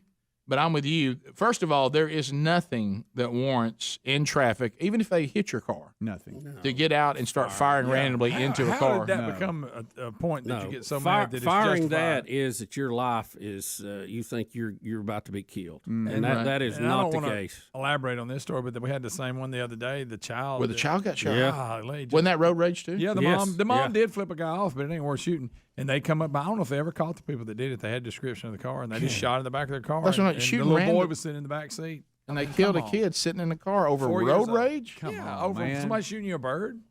Well, I shoot speedy birds constantly. I mean, well, and ain't nobody gonna tell you that your name's not Greg. He ain't mad he about it. he even So- does it as me. But I just when you see that the kind of firing on the car that we saw here, I'm shocked he didn't kill somebody there. I mean, this guy's out of control. He's shooting everybody. So is- I mean, is he was at pretty Who's he close shooting range at with behind her. him? Yeah, I don't know. I mean, how did he not hit her right there? He did injure the person he shot directly at him. Yeah. Yeah, He did? Thank you, Okay. voice from she the got back. she got non-life-threatening injuries. Was treated at the hospital. Right. She eventually had to pull over and call 911. So she did get hit, but did not get hit in anything that was serious. Which I can't believe that happened because, buddy, he opened fire, didn't he? Yep. Right toward that window. I can't believe that she is okay, and I'm glad she is. I just don't know how you go from the level of I'm getting a gun out and I think I need to shoot this Look, I person. don't like somebody. You know why? Because Nobody, they cut me off in traffic. nobody likes to be Well, cut off, and I don't know if the car hit the other car. No one likes to have your car bumped. Then somebody. Nobody. But let me tell you, if you want somebody to stay around and discuss something, you don't get out with a gun. No. And I mean, when he gets Good out, he's night. got it in his hand. yeah. That's And those of you that hadn't seen the video, and I'm talking about fires off multiple rounds. I mean, it was. And then just starts shooting down the street, guys. Yeah. I can't. I mean, People are coming up that had nothing to do with anything. He's firing down. Greg, and for some reason, and I know that's not who it is, so let me be clear, and I never know the guy's name. He looks like that guy that played the doctor and has produced and directed all those movies. He played the doctor in Elf. That actor. That's who he looks like to me.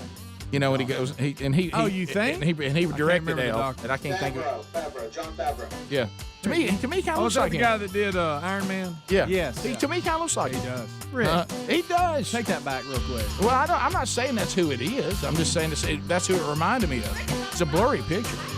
Rick and Bubba, Rick and Bubba.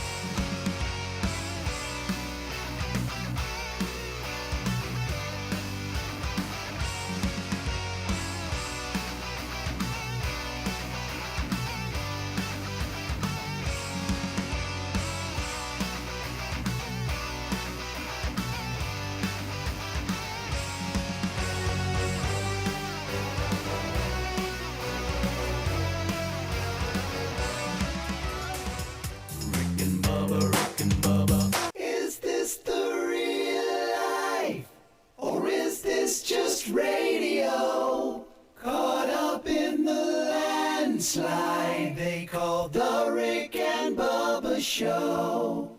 Open your ears, conquer all your fears and see. They're just two big boys, always on my radio. Make sure you're always up, never bored. They love to laugh, love the Lord. Anywhere the ratings go doesn't really matter to me.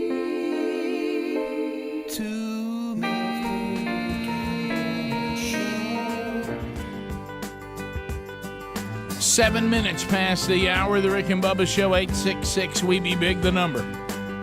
Speedy, the real Greg Burgess, Helmsy, and Eddie Van Adler, the gang, is all here. And we're ready to go for another hour. We can't wait to speak with you at 866 We Be Big. Will of Meat has already spun, so that's over. It's already happened. It's done for the week.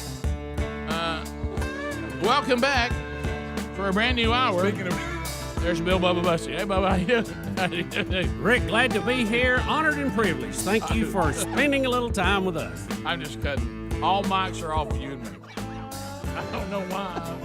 But the Good Time Gang is they've been in Granddaddy's cough syrup. Yep.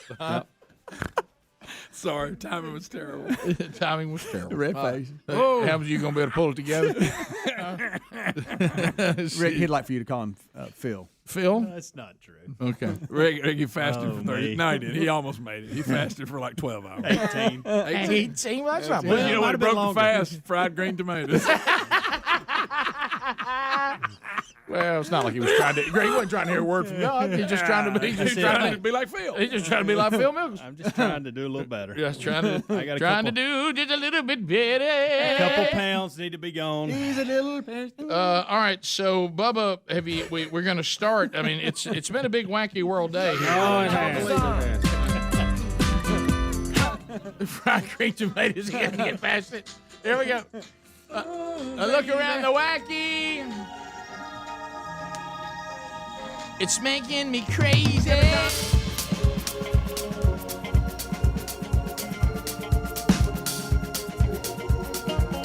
feel good. Bubba, we keep saying, and I talked to someone about this not long ago, don't ruin Texas. Don't ruin Texas. All you leftists that are moving to Texas. Yeah, they don't think ruin they're doing something You sharp. ruined Houston. You ruined Austin. Don't ruin all of Texas. Don't do it. They should have to live in the middle of all that they started. But here's a headline again. Texas woman climbs into El Paso Zoo spider monkey exhibit to hand feed the animals hot Cheetos. Does she think they want hot Cheetos? The zoo director is referring to her with two words, stupid and lucky.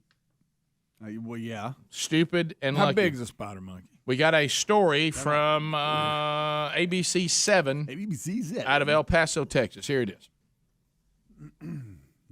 That's right, Kate and JC. From what we can tell, the girl actually climbed over this fence, through the bush, and then waded through the water all the way over to the monkeys. It's about 3 to 4 feet deep, this water, and the zookeepers tell us that it put both herself and the monkeys in danger. Look, please look. How dangerous is what that girl did? It's extremely dangerous. I mean, these are primates we're talking about here, so they can do some substantial damage to you. They have large canines. They're stronger than they look. They may be small monkeys, but they are extremely strong. They could take you to the ground if they wanted to. Mason Kleist, a zookeeper at the El Paso Zoo, told me even they don't go into the enclosures.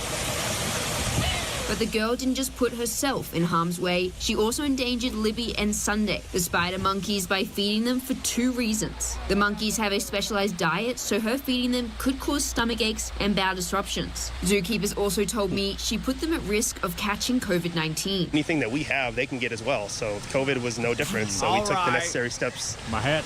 That to lady prevent said that she'd been from them vaccinated. from getting it. So for someone to just go in there and give them food from their hands could just ruin that. On top of those risks, monkeying around and invading their home has put a strain on the zookeepers and monkeys' relationship. It takes years to build trust with these animals, and for someone to come in there for 5 minutes for a video on Instagram or whatever just ruins years of work. It's going to take a really long time to get them back to where they were and to get them back training. Would you ever think about trying to cross in there? No. Why not? Because it's a little bit too, like, scared. It's not a circus. They're not here to do tricks for you and do things for you. These are here to be ambassadors for their species in the wild, and they are to be respected. And for someone to come in here and just disrespect that, it really grinds my gears, and it makes me mad. It makes a lot of people mad. I know it's been a tough day. And Kate and JC, zookeepers want to remind everyone that you should still come to the zoo and enjoy everything it has to offer, but this is their home and you've got yours at home. Reporting from the El Paso Zoo, Rachel Phillips, ABC 7. And the water. About to cry? Didn't he get emotional there? He was about to cry. I hate to state the backwards hat guy. So I hate to state the obvious. First of all, I hate to state the obvious. This is not their home. No, we took them from their home. Yeah, they were. If we're going to be really accurate, they're in El Paso, Texas. Hey, listen, who goes wading in there? I mean, God, what an idiot! Here's what I want to point out. No way, that's the zookeeper. That's some guy in the parking lot with his hat on backwards. He's showing off for his buddies. That would be just like one of us. Did that look like a zookeeper? No, if you said, "Where's the zookeeper?" He's got a T-shirt and his hat on it's backwards. Hard to take him serious for sure. That's what I'm saying. Rick, that was somebody who acted like the zookeeper just to make his friends laugh. No, I would have called you and said, "Watch Channel 7," and I'm pretending to be the zookeeper. Does that look like a zookeeper to you? No, Rick. That looks like a frat guy. Yeah, he's going to go to a kegger.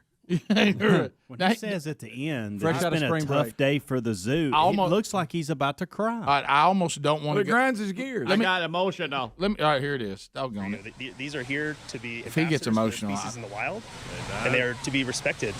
And for someone to come in here and just disrespect that, it really grinds my gears, and it makes me mad. It makes a lot of people mad. I know it's been a tough day. And Kate and JC.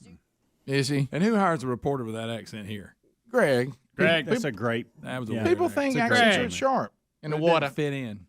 Greg, they're trying to fit in. It's in Texas, Rick.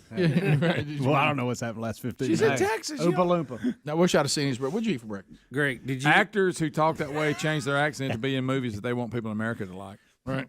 Thank you, Greg. Or they're in series on TV. Every actor on there's got an accent. Did he over medicate last hour? I think something happened. It's a scary day here. Okay, how many other reporters have y'all seen in America with that accent? That'd be none. That count. I mean, she can have that accent, except on ABC 7. If I'm hiring her, I go, we need to work on that accent. But by the way, you can't say that. You need to work on that accent. Actors do it. How many times? The biggest one was Walking Dead. The main guy, Rick. Yeah. All of a sudden, he started talking. He's British. But what about You'd have never known. What about the doctor on the house? Same thing. All right, let's go back to this though. To your point, I'm gonna make Greg's point.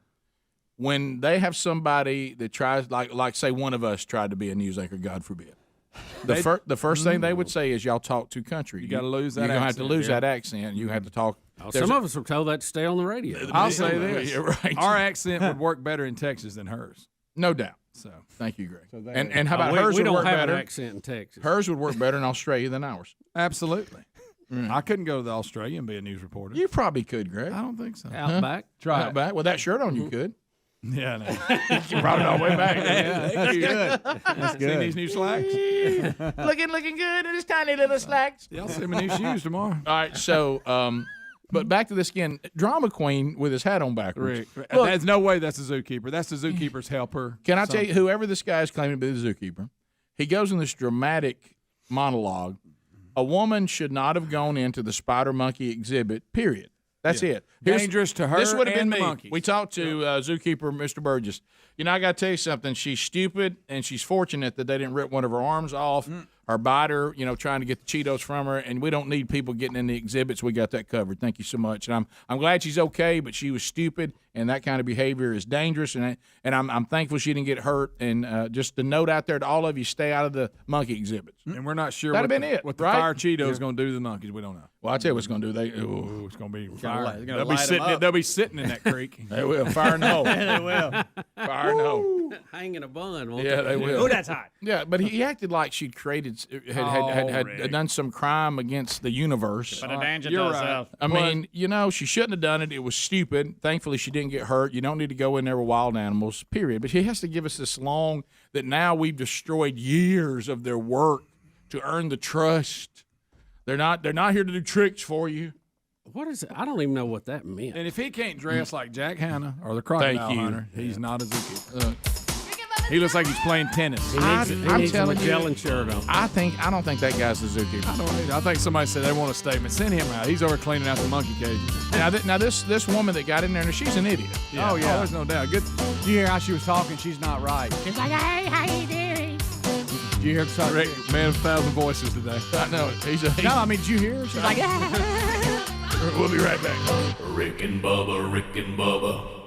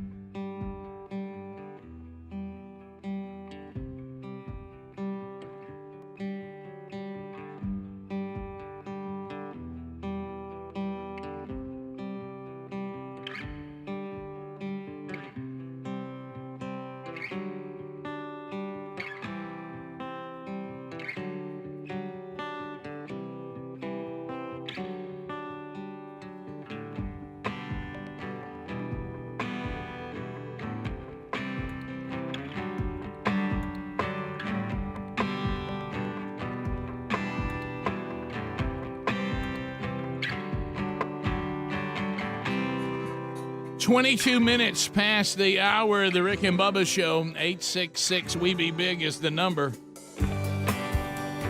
Greg. All right, so as we make our way back, Greg, just an official apology from the show to the Australian accent reporter at WHNT in Huntsville. A lot of folks are letting us know that they have a reporter who has an Australian accent there. Well, if that's what you want to do, I guess. Right. Greg. I mean, that's great in any situation except that. Right. So you want your reporters to all develop that non-accent thing where nobody has an accent? Well, it confuses me. It makes me feel like they're reporting on something in another country, and then I realize, oh, that's here. I have to admit, I had the same experience just a minute ago. You know what I'm saying? I thought this was El Paso. I just want everything to be clear. Okay. I didn't know where it was, and I thought we're doing a story about it. I did too. I'm going to be very careful about saying what I'm going to say next. She had a weird one, too. Because the connotations that come with it. Hell no. I think I agree with what Greg said. All right. As far as the confusion. It doesn't bother me. I don't make you a bad person. I'm not saying it doesn't bother me. I'm just saying I'm surprised. Okay, but I'm talking about it does confuse you sometimes. I mean, if you guys would not have told me it was in Texas, I would have thought it was out of our I'm just going country. to say, if I moved to Australia and I said, okay, I'm going to live there, and I'm not going to change the way I talk, I'm not going to go into a job that I have to talk. I am. Maybe I become and you a looked novelty, up Jim Greg. Dunaway was doing sports. Exactly. I mean, perfect example. Well, wait a minute. What if I become a novelty? Well, you might. Huh? There's always what's wrong with that? There's always let the people decide. The ratings will speak. Bubba, that's a good point. I'm just saying I thought it confused me on that story. Well, you know what? And that led me to my comment. And you've made a good point because I'll have to say now I have to go back and check because just the other day I saw a report and I thought, man, they got somebody from Australia over here talking about the U.S. Space and Rocket Center. And now I realize it was probably local. Okay. That's good. You helped talking about space camp. That's so good. I thought, wow. Everybody in Australia's interested. Australia's talking about space camp. I'm sure they're really I will good say there was a second where I thought I had messed up. I thought I'd sent like Adler the wrong link or set the story up incorrectly. Okay, that's what when the anchor started, I was like, "Oh no, it's an Australian zoo. I messed this up. It's not in Texas." So I was hoping you thought, "Oh, now I'm going under the bus." And then Backwards Hat started talking. I was like, "Whew, okay, Yeah. Okay." So it's not just me, but. To Rick and Bubba. See, but when he sings, he doesn't sound like that. There's a reason. It's a reason. That's all I'm saying. Don't make you a bad person. I'm just saying to help you professionally. You're limiting yourself. I'm just saying they're limiting themselves. They gave them that local spot. They're never going to get higher than that. They're limiting themselves. Listen, I got the line. You know your mind. Sorry, Speedy. Listen, you know how your mind. Wow. That's why he set on his eyes. The fact that it's Speedy show for me. Right. I don't even remember we traded. Listen. Gun show. Easy. He said somebody set on his eyes. It's like somebody molded his face. I'm going to push him in here. By the way, here's what's happening. I started today. I'm tired of everybody being so nice. I'm sick and tired of it. We've noticed that today. Everybody's dancing around everybody. Is it the shirt? It is. The pawpaw shirt? New shirt, new pants, new attitude. No, new pants, new shirt, old attitude. Yeah, it's back. Right. You see what I'm saying? No, I got to agree. Now, there's certain levels we got to back off, but no, you want to be. I'm just saying. Okay, y'all validated my point. Every one of us thought we had the wrong clip. Greg, you know what my mind Just started for a doing? second. Greg, Yeah. you know what my mind did? What is she doing in Texas? You know what my mind did? Almost like a search engine started. You know, because when an accent like that hits you, you start your search engine stops listening to the story, and you try to identify the accent. Yeah. Like in the beginning, I thought, oh, they got a Cajun. You know what I mean? Exactly. Right. And then my And mind you had started to work through it. No, I did. At one point, I thought she had a speech impediment, which would probably she wouldn't have got the job with that either. But no, not anymore. So well, that's what I'm saying. Nowadays, you can't. Now we're going to make all them Let me mad. just make it. Here we go. Bubba, why aren't you stopping I watched this? American Idol this He's year. down in the ball. What am I going to do? Oh, now he's going to American Idol. I got to watching it, and the guy messes up, and he gets to crying, and they get to falling all. Oh, it's okay that you messed up. It's okay. You know, everything's okay. No, it's not okay. He messed up. Guess what? He blew it. He blew it, buddy. He blew it. Now, he's got a speech impediment. Yeah, but he wants to be a reporter. Yeah, but it really didn't go well. It don't matter. You can't. How far along into American Idol was he? Oh, he was pretty good. We talked about that one, I Yeah, believe. Greg, it goes back to this. He was one of the Like top 10. Final Eight? Oh, yeah. And you're not alone. I've also scrolling. Greg, I've also seen some other what I call truth. It's okay. Everybody knows he's perfect. Greg, I've also heard some others what I now call truth speakers that are out there saying we got to stop telling people that you can be anything you want to be. You really can't. I mean, there's if you get honest with yourself, there's a long list of things you can't be. Like, let's say right now, I tell you one thing. I'm a little boy, and I said I'm going to be an NBA star. No. I mean, that's not going to happen. I didn't have the skills in basketball to be an NBA star. No matter how hard I worked at it, my ceiling would have been far. My ceiling was varsity. I mean, I started on B team was the last time, and on varsity I went to like a seventh man kind of thing. Look, I made it to the Trotters in the City League. Well, I tell you, look, let me tell you something. Bill Bubba Bussy, and I mean, I didn't know if it was your own phrase, and because I just may have never heard of it. This spatial displacement is completely out of control. It is. It really is. Well, I said we're living in a fake world. I mean, we're living in a fake. So all of a sudden, hey Rick, what do you want to be? I think I want to be a high wire. I want to get on the high wire with the traveling circus. You can be anything you want to be. Probably not. Rick, I want to be the fastest man in the world. Not gonna happen. Rick, after all of this, I'm finally going to have to give up my dream of being a trapeze artist. I wish you were a trapeze artist so bad. You see me flying through there, somebody trying to catch me. The arms come out of joint. All right, I've pulled up this lady's page. She's an ABC7 reporter, Rachel Phillips, I should say, was born in Australia and moved to the U.S. in August of 2019. Hey, Greg, I have no hands. I don't think I want to be a hand model. Probably not. Rick, I tell you what I want to do. You've eliminated it. Right. I want to be a tight end for the Jacksonville Jaguars. That's it. That dream's still alive. That one's still alive. Okay. We'll see. Hey, get your 85 jerseys out. I'm back home. At one time, I wanted to play baseball, but now I won't. No, here we'll find out. If 85 gets on the field, we may go back to saying that again. There we go. And now I will tell you this: as long as this show's on there, you got a shot at radio. Now, if you have talents within a certain skill set, you can develop into that. But if you have none of those, no, I'm talking about what you said. Like you want to be the world's fastest man. I can send you to every speed school in the world, the finest. Yeah. Where a budget, I'd say, Greg, no matter what it costs, the best. And when they get you to your maximum speed that you have been born with, you will still be far off the world's fastest man. Yeah, Greg, you could move in with Harvey Glance. You still wouldn't get there. Now he'd make you as fast as you can be. Yes. But out of form. Yeah. Rick and Bubba, Rick and Bubba.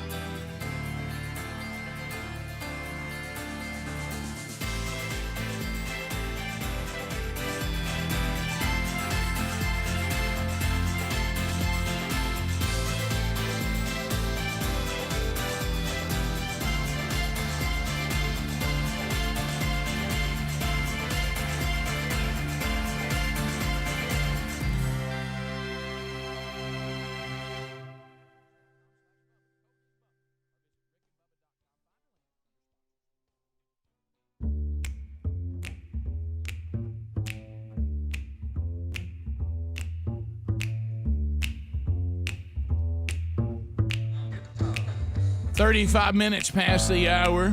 Thank you, Tommy. Making our way back, mypillow.com. Go there now and you learn about a little something called My Store.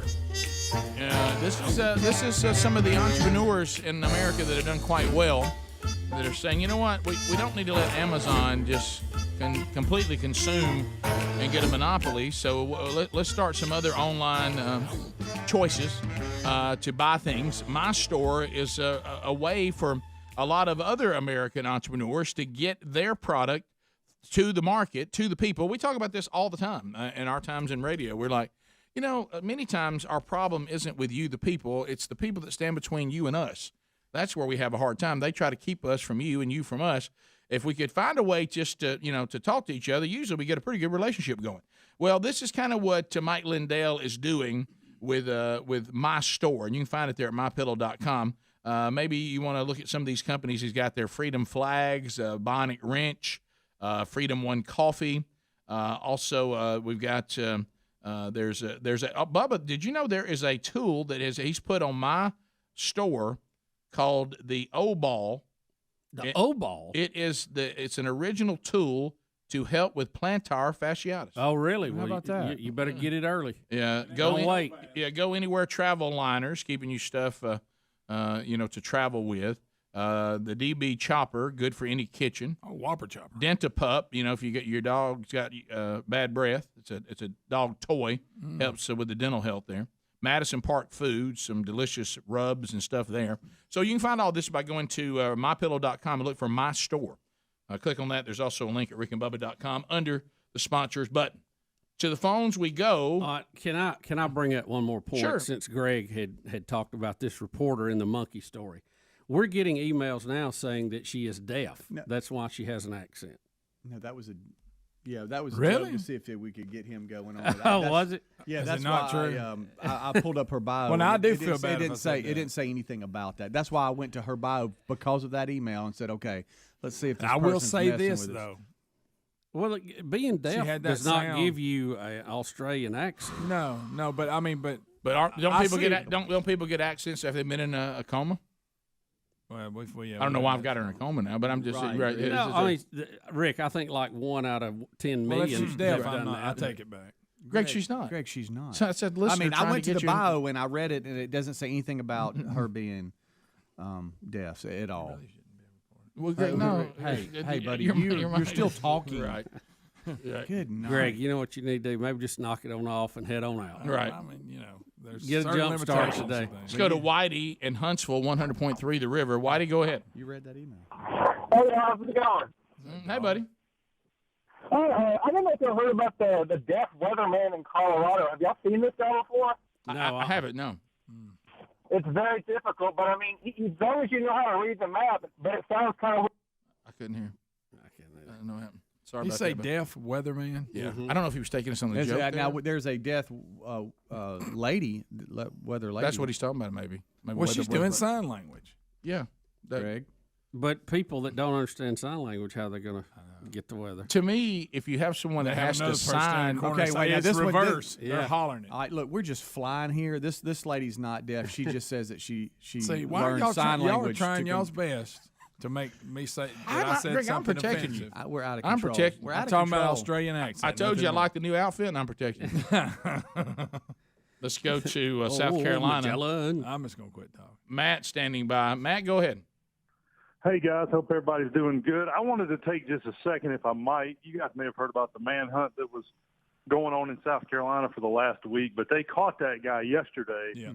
And it was amazing. I'm about 30 minutes from there. It was amazing to watch just the support, the love, and it made me proud. That's how policing is, regardless of what everyone else tells you. So I wanted to take a minute and thank everybody that did that, the ATF agents, the FBI, the sheriff's offices, numerous organizations came by and worked together. And I remember a guy was talking about, one of the news guys said he was standing there, and all of a sudden it sounded like somebody scored a touchdown, the cheering, the clapping, and it was all the officers and agents clapping and cheering when they caught the guy. So it was an incredible time down here. So shout out to all those guys. Yeah, well done. Yeah, we also have a story today. I don't know if y'all been following the crime rates and all the places where there has been, and I put quotes around this, police reform. Mm-hmm. You know, this is one of those things, again, when people who are not impacted by their decisions think on behalf of other people who then are impacted. Because y'all saw all the interviews just like me, where the people who actually live in some of these crime-ridden parts of our world, those people who live there did not want, they wanted more police. Right. They did not want less. Right. But other people who are not impacted by this, that have 2 or 3 houses out there that they're buying and will not be impacted by it, they're the ones that made that decision for all the people that now are. Do you realize in Portland the crime rate is up 800%? 800%. 800%? Oh, like we discussed before, you think criminals aren't taking advantage when they know you're defunding police, if they don't say, let's crank it up a little bit? Greg, wait a minute. You mean the police? Wait a minute. Hang on. Wait just a doggone minute. Who's entered? Wait a minute. You mean to tell me if you reduce the law enforcement around the area, crime will go up? How'd that happen? I didn't see that one coming. Less police, more crime. Almighty.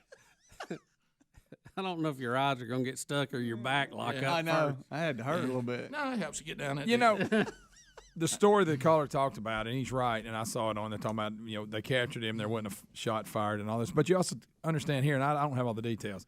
I bet you if you look, well, a lot of that's because he didn't resist. When they had him, you know what I'm saying?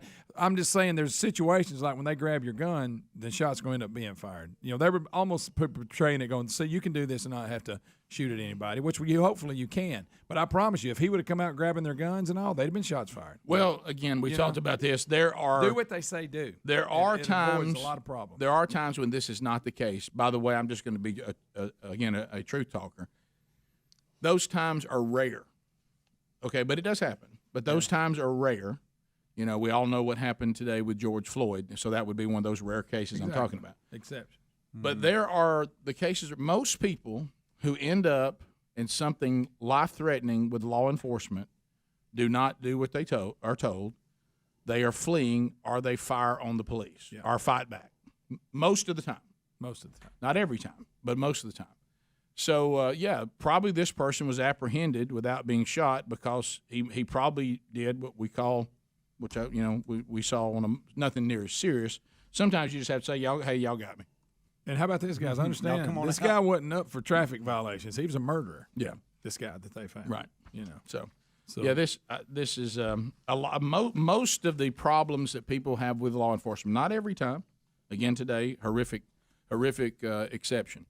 But most of the time, it is tied to the person's actions and really nothing else. Yeah. You can minimize being in a bad. There are exceptions. Yeah, there are people, but they're exceptions, Greg. Yeah. And it's okay to say that. I'm glad they're exceptions. I wish they had a perfect record. Yep. But I like that it doesn't happen that much. Most of it, if you looked at the situation, no matter what ethnicity, no matter what gender, no matter what political view, the person in the situation, by the action that took place, would have all ended up in the same situation. Let's go to Scott in Gulf Shores, listening to us on Sunny 105.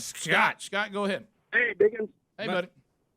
Hey, I got a question for Rick, and then I got one for Bubba. Rick, are you going to bring the man church to Gulf Shores anytime soon? Yes. I don't have the. Let me look.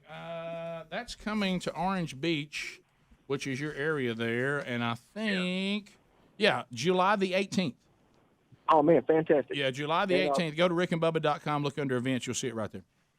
All right, great. And Bubba, our station down here, Sunny 107, is on low power because they can't get parts for their transmitter. And I was thinking maybe you could call them up and give them some of your superior radio repair superpowers.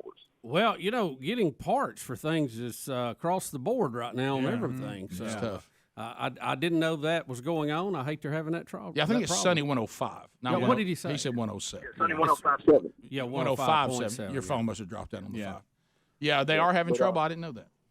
Yeah, it's been about 3 weeks now, and we can barely hear you, and I'm right in Gulf Shores. So that's all I want to know, and I look forward to seeing you. Yeah, I'll see you on July the 18th. You'll get all the details there, man, and make plans to be with us, okay?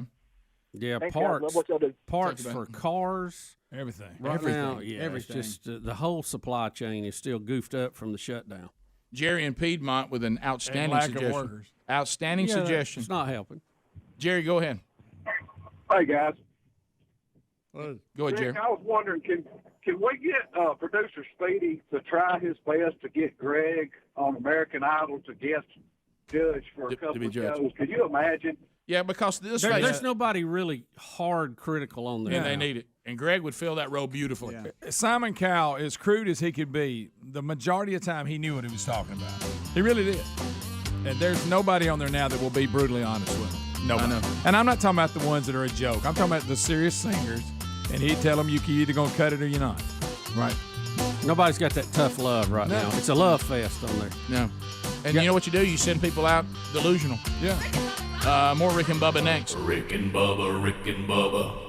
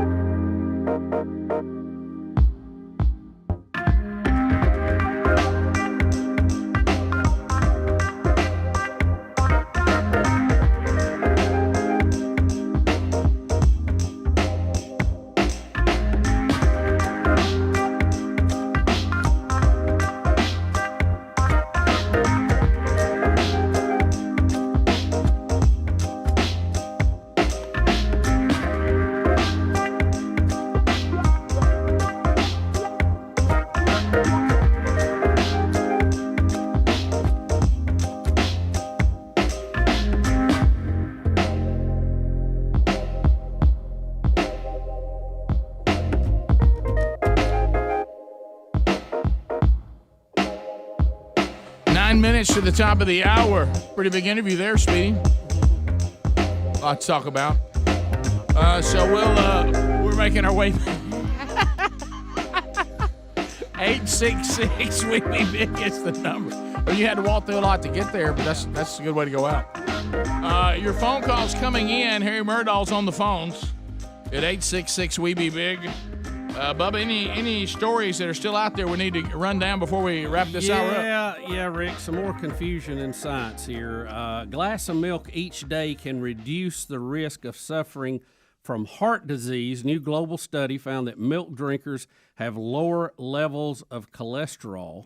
Researchers studied health information of 2 million Brits and Americans. The new finding comes as a growing body of evidence is showing that dairy products actually are good for your health. Here we go again. What? Here we go. I tell you what you need to cut out your diets, dairy. Past now studies, it's like, I tell you, you need to get back in your diets, dairy. Better for your heart. Past studies More you eat have it. previously shown that dairy products were bad for you. Yep. Dear Bubba hit that. He did. Bad for you. He's Dr. Phil when he does that. He's like that guy that. Dr. Phil, what's wrong with my milk? Is it okay? Well, Rick, let me tell you about your milk. I love it.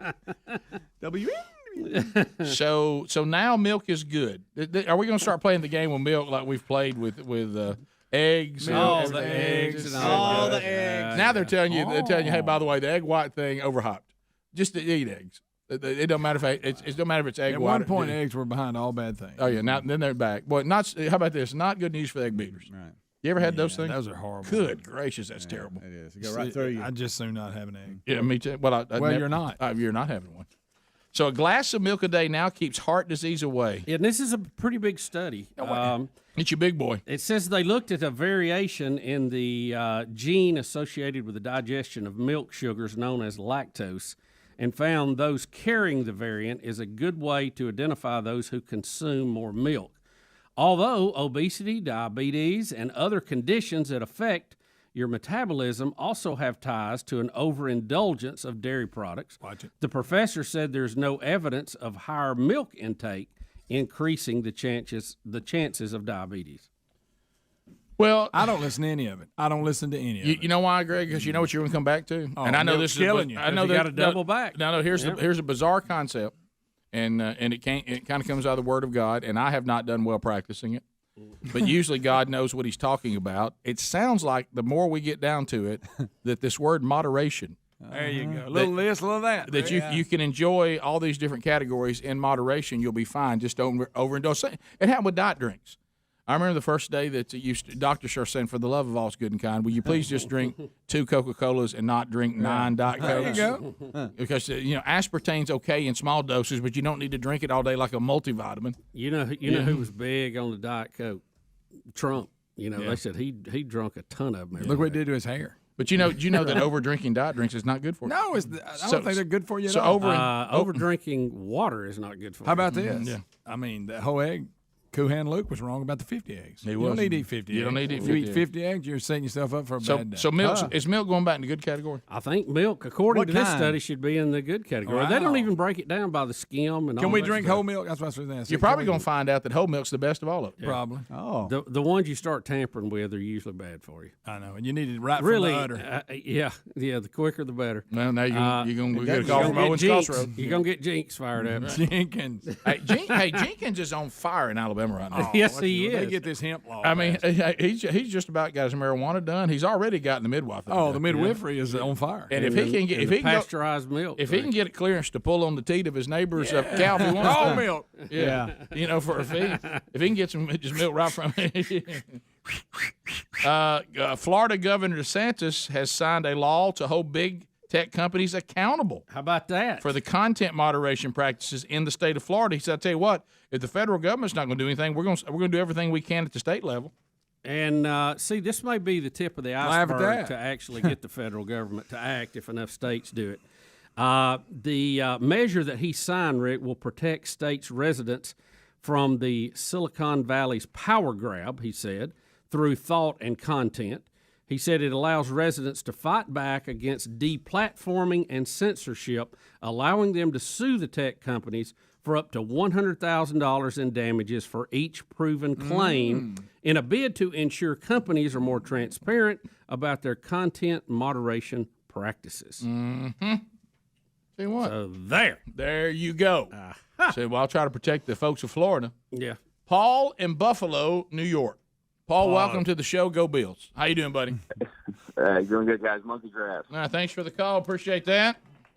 Hey, man, I got a quick question for you guys. I'm looking at proposing to my girlfriend kind of soon, and I know you guys are already married, so I was kind of curious, just is it normal to have a ton of anxiety? I mean, I know she's the one, so that's not the anxiety, but I'm just almost like afraid she's going to say no or something stupid like that, like maybe not stupid, but maybe something silly like that. You know, is it normal for that? How do I get past that? Well, have you done I think that's normal to be nervous. Yeah. Now, you said you're nervous she may say no. Have you? Well, I don't think she'll say no because she's already pretty much planning the wedding and her. Oh, you're good. No pressure. But it's still a little nervous when you actually get down to the question. Right. You want to do it right. You'll always remember that moment. You know. Yeah, but don't do it weird. Ask that, or is it like? Is there any advice for that? The proposal time. Like, does it just kind of wing it, or how do you guys? What do you guys say? You know, I think simple is usually better. I wouldn't get overly elaborate like some of these people try to. Talking about it at the sports game. Yeah, because what happens is what was supposed to be this wonderful moment between the two of you. You got cameramen hid out in the bushes, and you know there's drones flying overhead. You know, I think I would just keep it simple. Maybe a place that was, you know, special to the two of you. Or make a place special to the two of you at sunset. I think just simply telling her why you want to marry her and asking her, I wouldn't get any more complicated than that. Because she wants to hear why you want to marry her. What is it about her that you say, this is the wife I want? And then say, you know, I want to ask you to marry me. Will you be my wife? I wouldn't get too overly complicated with it. Yeah, maybe not too close to sunset so there's enough light for her to sign the prenup. Yeah, right. Don't do what I did. I had this big speech planned. I went back to the spot where I met Terry. Well, I can't believe you flubbed that. And I went back. I had this big speech, and I got nervous, and I just went ahead. I just went ahead and asked her. Picture speech. Yeah. Right. I mean, I had how much I love her and all that. Flag. Right. And then I was like, well, you know, will you marry me? Yeah, right. I'm skipping all that. Yeah, get to the end. I'm gonna go right to the bottom of the page. Yeah. Now you sure so you got no hesitation at all that she's the one. Absolutely not, man. Every time I'm with her, it's like, I mean, in all honesty, I was not even nervous buying the ring or anything like that. It was just kind of like, hey, this is right. Well, you know why? You know what I think it is? And we're running out of time, but this may help you. A man deep down, no matter what society does, God made a man to be a great provider for his wife and family. As a matter of fact, the Bible says those that are not good providers are pagans. So there's a little bit of pressure that you're feeling that I need to be able to provide for this woman, and I think that's where it comes from. Not that there's any doubt that she's going to be your wife. Rick and Bubba. Hey, thank you for watching Rick and Bubba live on our YouTube channel. We're here live every Monday through Friday. Be sure to subscribe and hit the little bell for notifications. Rick and Bubba.